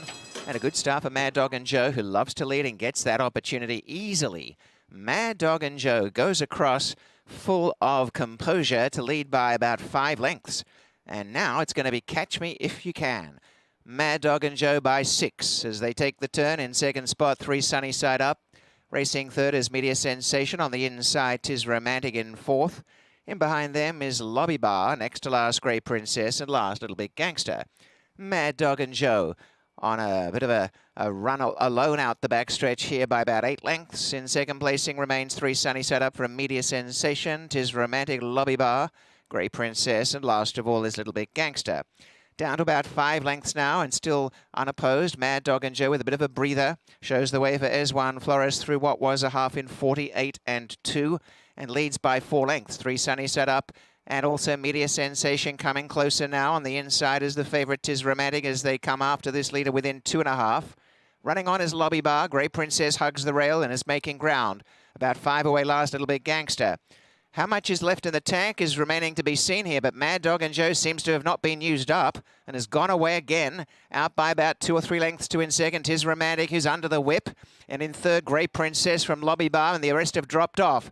Mad Dog and Joe still bounding along. Tis Romantic coming now. Tis Romantic still 2.5 behind, and it's Mad Dog and Joe troubled to keep going now. Grey Princess is a danger to both of them on the outside. It's Mad Dog and Joe in front and is holding narrowly from Tis Romantic. Grey Princess over the top of them, the 3 of them right down to the wire, and Grey Princess out wide as the winner. From Tis Romantic and Mad Dog and Joe, who really gave a good sight. A gap to Lobby Bar, 1:45.31.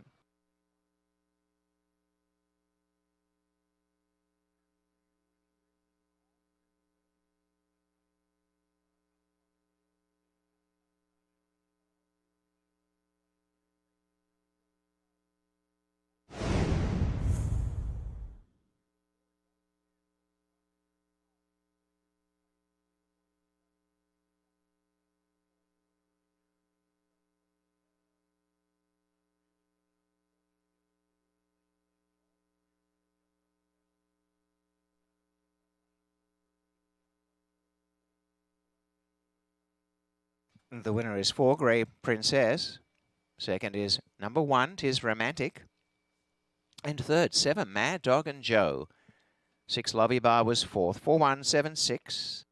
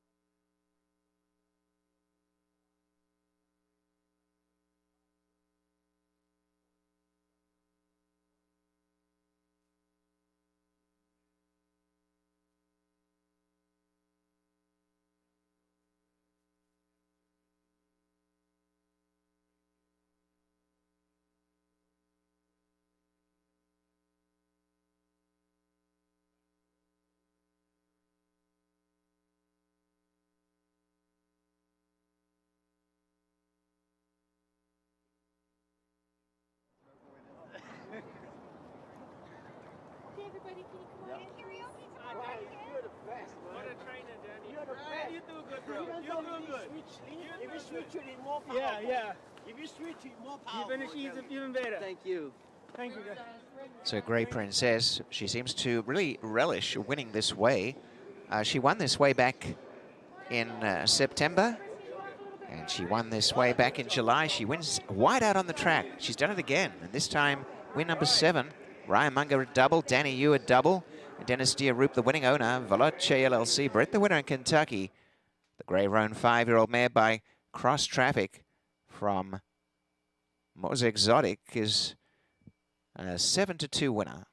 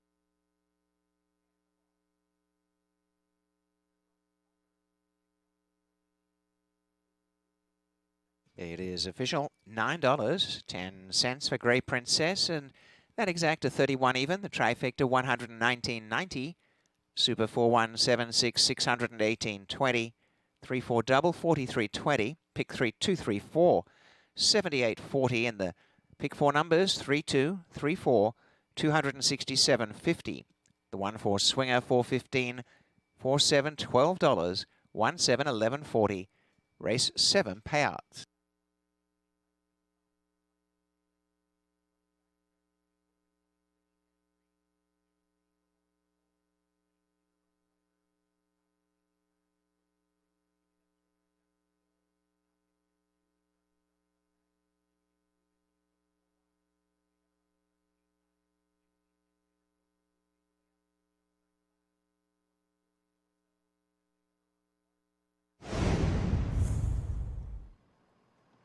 Off they race, and back to last is Little Big Gangster, the rest in a line. And a good start for Mad Dog and Joe, who loves to lead and gets that opportunity easily. Mad Dog and Joe goes across full of composure to lead by about 5 lengths. And now it's going to be Catch Me If You Can. Mad Dog and Joe by 6 as they take the turn. In second spot, 3 Sunnyside Up. Racing third is Media Sensation. On the inside, 'Tis Romantic in fourth. In behind them is Lobby Bar, next to last Grey Princess, and last Little Big Gangster. Mad Dog and Joe on a bit of a run alone out the backstretch here by about 8 lengths. In second placing remains 3 Sunnyside Up from Media Sensation, 'Tis Romantic, Lobby Bar, Grey Princess, and last of all is Little Big Gangster. Down to about 5 lengths now and still unopposed. Mad Dog and Joe with a bit of a breather. Shows the way for Eswan Flores through what was a half in 48 and 2. And leads by 4 lengths. 3 Sunnyside Up and also Media Sensation coming closer now. On the inside is the favourite, 'Tis Romantic, as they come after this leader within 2.5. Running on is Lobby Bar. Grey Princess hugs the rail and is making ground. About 5 away last, Little Big Gangster. How much is left in the tank is remaining to be seen here, but Mad Dog and Joe seems to have not been used up and has gone away again, out by about 2 or 3 lengths to in second. Tis Romantic, who's under the whip, and in third, Grey Princess from Lobby Bar, and the rest have dropped off. Mad Dog and Joe still bounding along. Tis Romantic coming now. Tis Romantic still 2.5 behind, and it's Mad Dog and Joe trouble to keep going now. Grey Princess is a danger to both of them on the outside. It's Mad Dog and Joe in front and is holding narrowly from Tis Romantic. Grey Princess over the top of them, the 3 of them right down to the wire, and Grey Princess out wide as the winner. From Tis Romantic and Mad Dog and Joe, who really gave a good sight. A gap to Lobby Bar, 1:45.31.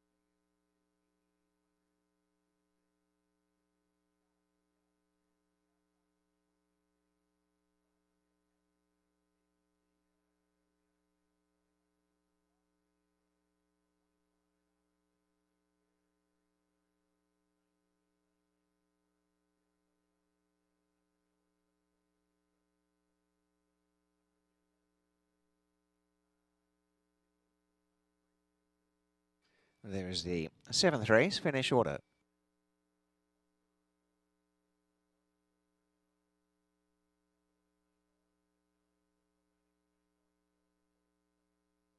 Two claims. Tis Romantic has gone from the barn of Stephen Cherkop to Michael Glazier, owner-trainer, and Media Sensation from the barn of Marty Drexler to Michael Glazier, owner-trainer.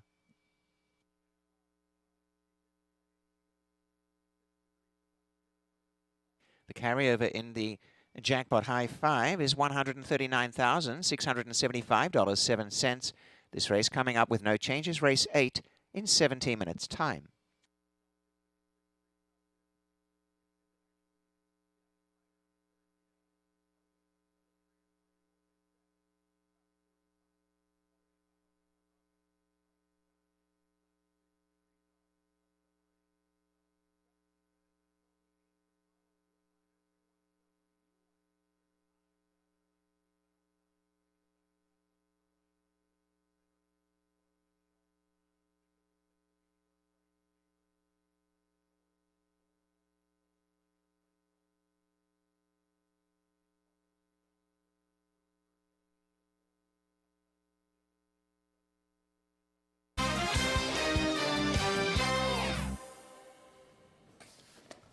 Well, there's 2 angles that get Grey Princess to the winner's circle, Lisa. One is facing the boys, and the other one is when you and I jump off. I know, boy. And she can close, can't she? And, you know, the other thing, too, is I just think she loves beating the boys. She gets a kick out of it. I mean, when you watch the head-on, you see that she was basically in the middle of the racetrack to do it. But what a nice mare. Jackpot High 5 finale here coming up next with race number 8, maiden 10,000 claimers. And here's a look at the one, and this is Amise Cry. And Amise Cry had a couple of good races there to start off the season, but things have tailed off. Oh, Jeff.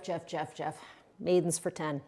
It ain't easy, buddy. And, you know, you can look at this entire field forwards, backwards, and sideways, and it's still a tough Jackpot High 5 to sort out. Aside from the 6, who is taking the most support. But this one has had plenty of opportunity. Now Amise Cry, this is her 12th attempt to try and break her maiden. When they put her in for 7,500, she got beat by 15 lengths. So again, what makes you think for 10 she's going to be able to do better? She does get another rider change here to the Bug Cheyenne Kerr. Number 2 is Strawberry World, ran just 7 days ago, and it did not go well.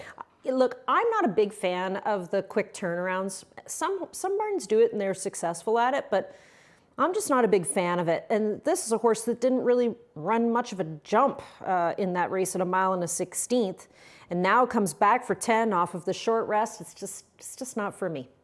The number 3, what are we going with there? Star Riots? Star Riot, yeah. This is the Carlos Grant. Now, Carlos Grant has 2 horses in this race. This is a first-time starter. Now, what's interesting is that he's going to employ Zentino, who was, I'm not sure if he was the top jock at Fort Erie, but if not, he was right there. Yeah, Chris Husbands was the top jock. But if not, he was one of the top 3 guys at the Fort, and he has yet to ride for Carlos Grant's barn. Carlos Grant has a lot of horses. So, who knows? Maybe we'll see more of Zentino on these horses. But this is a first-time starter with not a ton to get excited about as far as works are concerned. That's a fact, is the number 4. This one has shown a little bit of ability, but never takes much money. Well, and this barn just today experienced the roller coaster of racing, the highs and the lows. You find yourself in the winner's circle in race number 2 with Love You Lippy, and you're scratched at the gate in a race later on in the program. And now they're going to come back here with Fukumoto back aboard on the drop. So this is one of the horses that's dropping in. Not a big drop, though, from 15 only to 10. Number 5 is She's So Croatian. Is this the day for her? It could be. She's one of the horses that I think has actually been trying as of late. And you and I, have kind of been suggesting that to the people watching. You got to find horses that are in some kind of decent form. And this horse is in decent form as of late with a 3rd and a 2nd. I wonder if when she went down to Fort Erie, she got a little bit of confidence that day and she came back with a better race here. Tanzanite Lily is the number 6, in for just a dime here.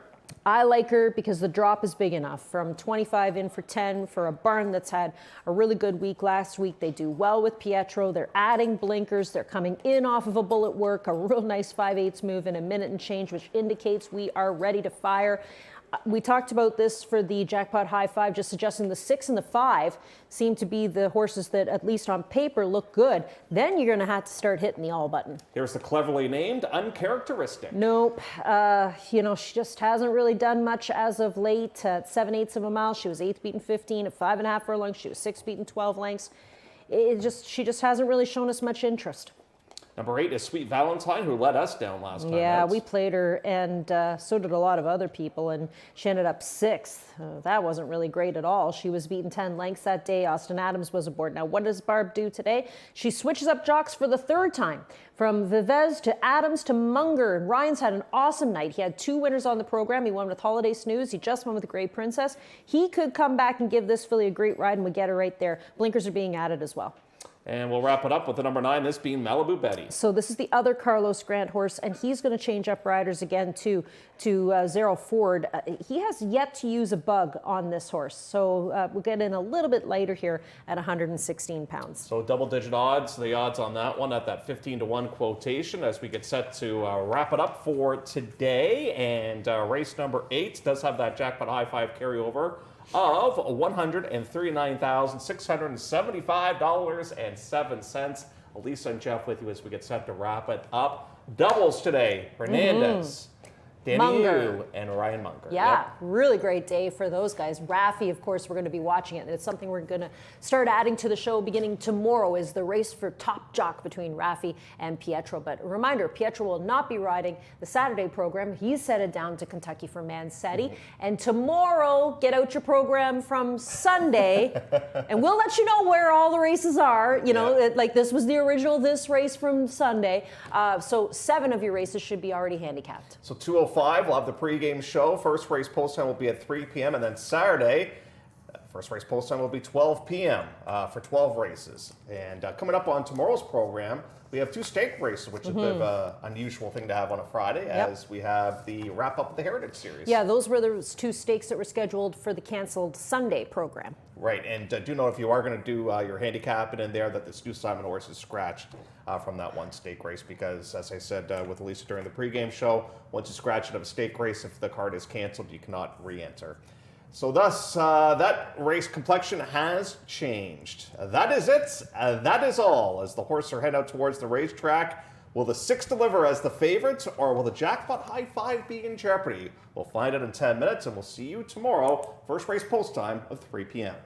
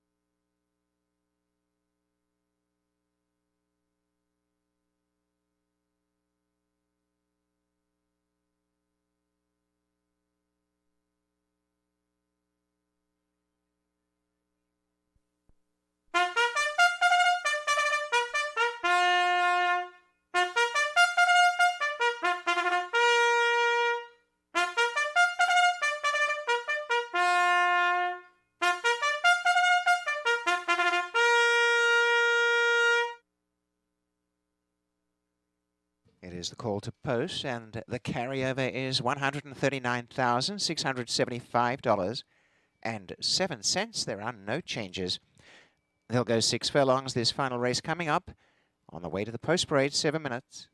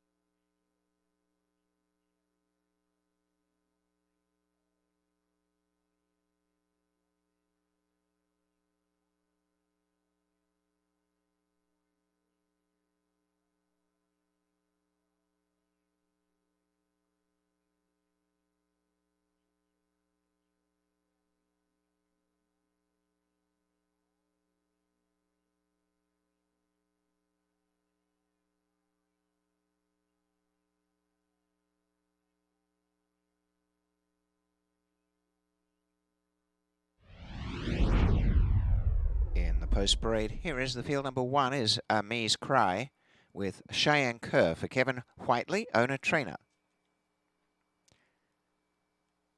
to Strawberry World with Dane Nelson on board for HJT Racing Stable and Keith Edwards. Chikara Farms Corporation, owners of 3 Stariot. Carlos Grant trainer, the rider Edgar Zenteno.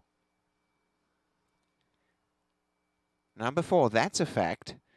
Raced and trained by Nick Nosowenko with Daisuke Fukumoto. 5, She's So Croatian. For Mary Self, Jelko Krishma and Slate Jones.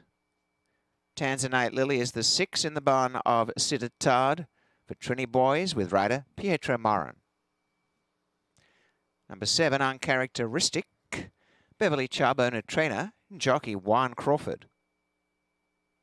Sweet Valentine, horse 8, is in the barn of Barbara Minchell for Michaela Kemp, Carly Zomas, Ron Weigard and Kathy Weigard. The jockey is Ryan Munger. Number 9, Malibu Betty. Zarrell Ford riding for Carlos Grant and Damien Kellman. 4 minutes. Race 8 at 6 furlongs.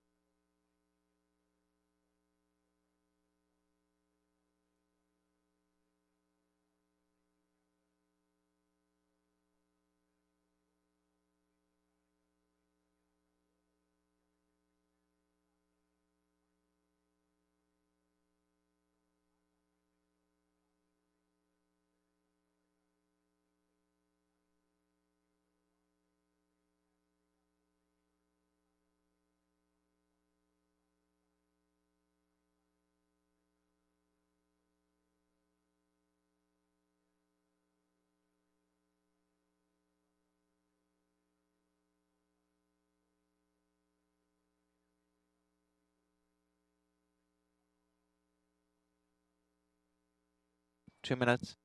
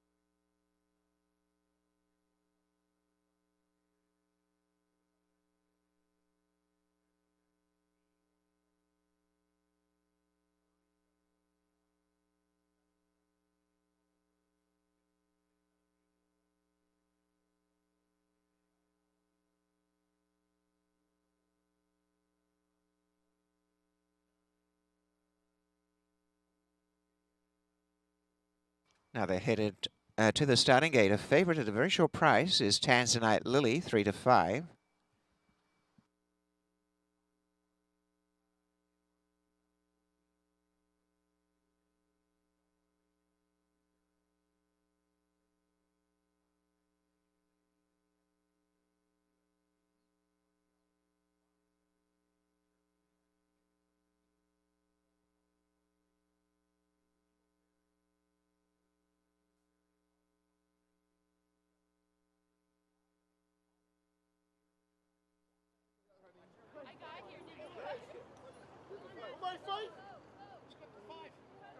Now they're loading Amise Cry first along.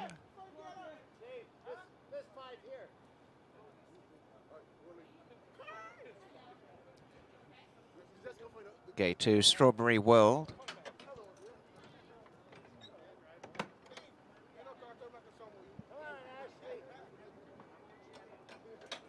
First time starter, Stariot.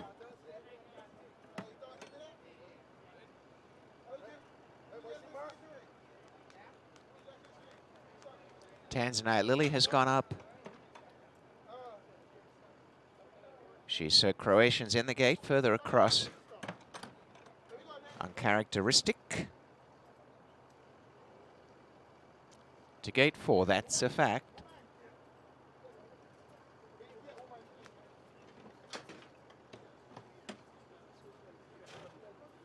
Now that's a fact, has gone in, they're just about right. Sweet Valentine. And the last is Malibu Betty.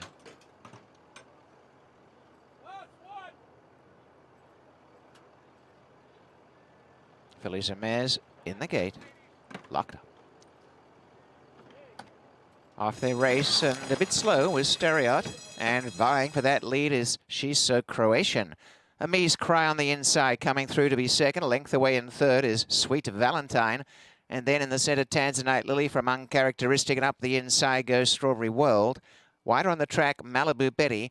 And at the back of the main pack, that's a fact, and strung out a long last, Stariot.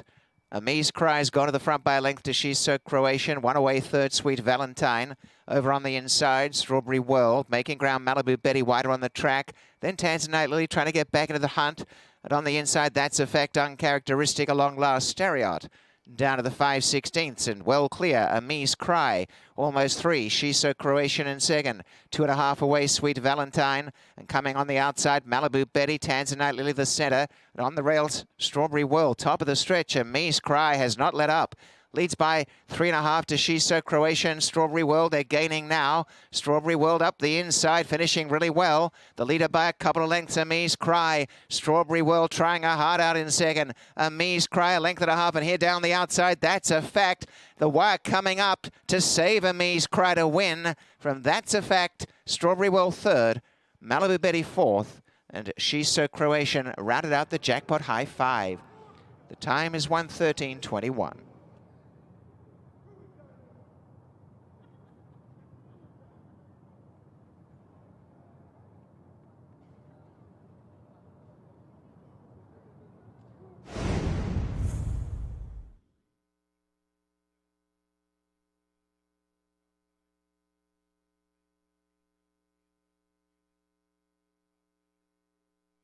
Number 1 is first, Amise Cry. Second, 4, That's a Fact. 2, third, Strawberry World. Fourth was 9, Malibu Betty. And 5, She's So Croatian fifth. Numbers are 1, 4, 2, 9, 5. Opening quarter 23, a half 46 and 2, 59 and 1 for the 5/8. The final time 1:13:21. Race 8.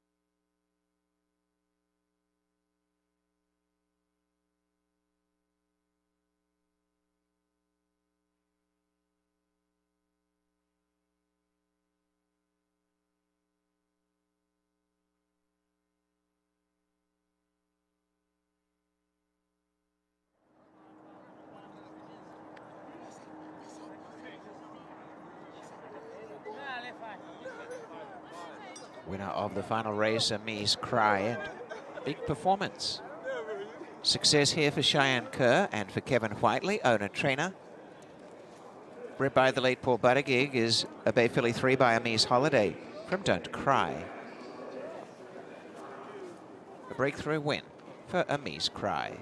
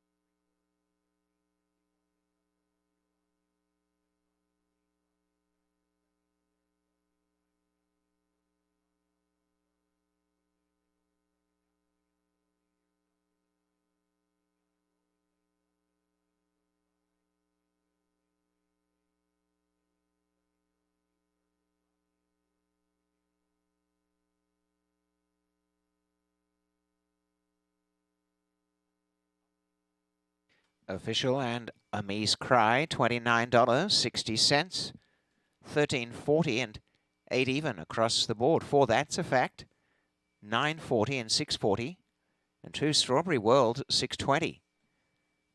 The race to conclude our program with big prices, $207.50 for the exacta, trifecta $540, make that $554.15.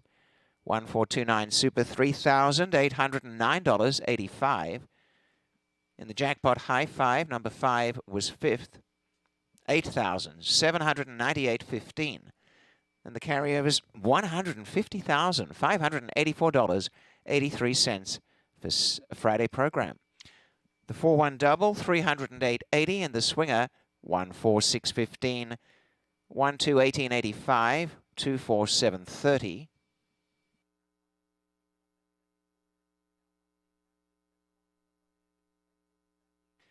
Pick 3 numbers, 341, 497.65.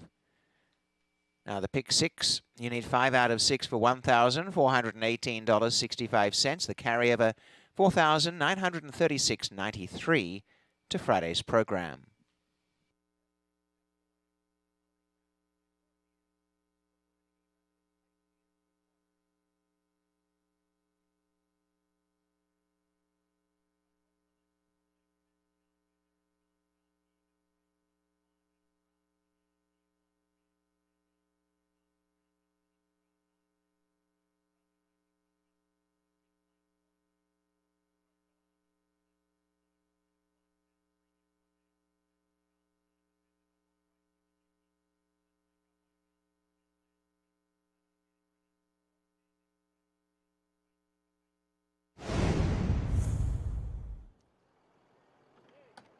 Off their race and a bit slow was Stereot, and vying for that lead is She's So Croatian. Amise Cry on the inside, coming through to be second. A length away in third is Sweet Valentine. And then in the centre, Tanzanite Lily from Uncharacteristic, and up the inside goes Strawberry World. Wider on the track, Malibu Betty. And at the back of the main pack, That's Effect, and strung out a long last, Stariot. Amise Cry's gone to the front by a length to She's So Croatian. One away, third, Sweet Valentine. Over on the inside, Strawberry World. Making ground, Malibu Betty wider on the track. Then Tanzanite Lily trying to get back into the hunt. And on the inside, That's Effect, uncharacteristic, a long last, Stariot. Down to the 5/16ths and well clear, Amise Cry, almost 3. She's So Croatian in second. 2.5 away, Sweet Valentine. And coming on the outside, Malibu Betty, Tanzanite Lily the centre. And on the rails, Strawberry World, top of the stretch. Amise Cry has not let up. Leads by 3.5 to She's So Croatian. Strawberry World, they're gaining now. Strawberry World up the inside, finishing really well. The leader by a couple of lengths, Amise Cry. Strawberry World trying her heart out in second. Amise Cry, a length and a half, and here down the outside, That's a Fact. The wire coming up to save Amise Cry to win. From That's a Fact, Strawberry World third, Malibu Betty fourth, and She's So Croatian rounded out the jackpot high 5. The time is 1:13:21.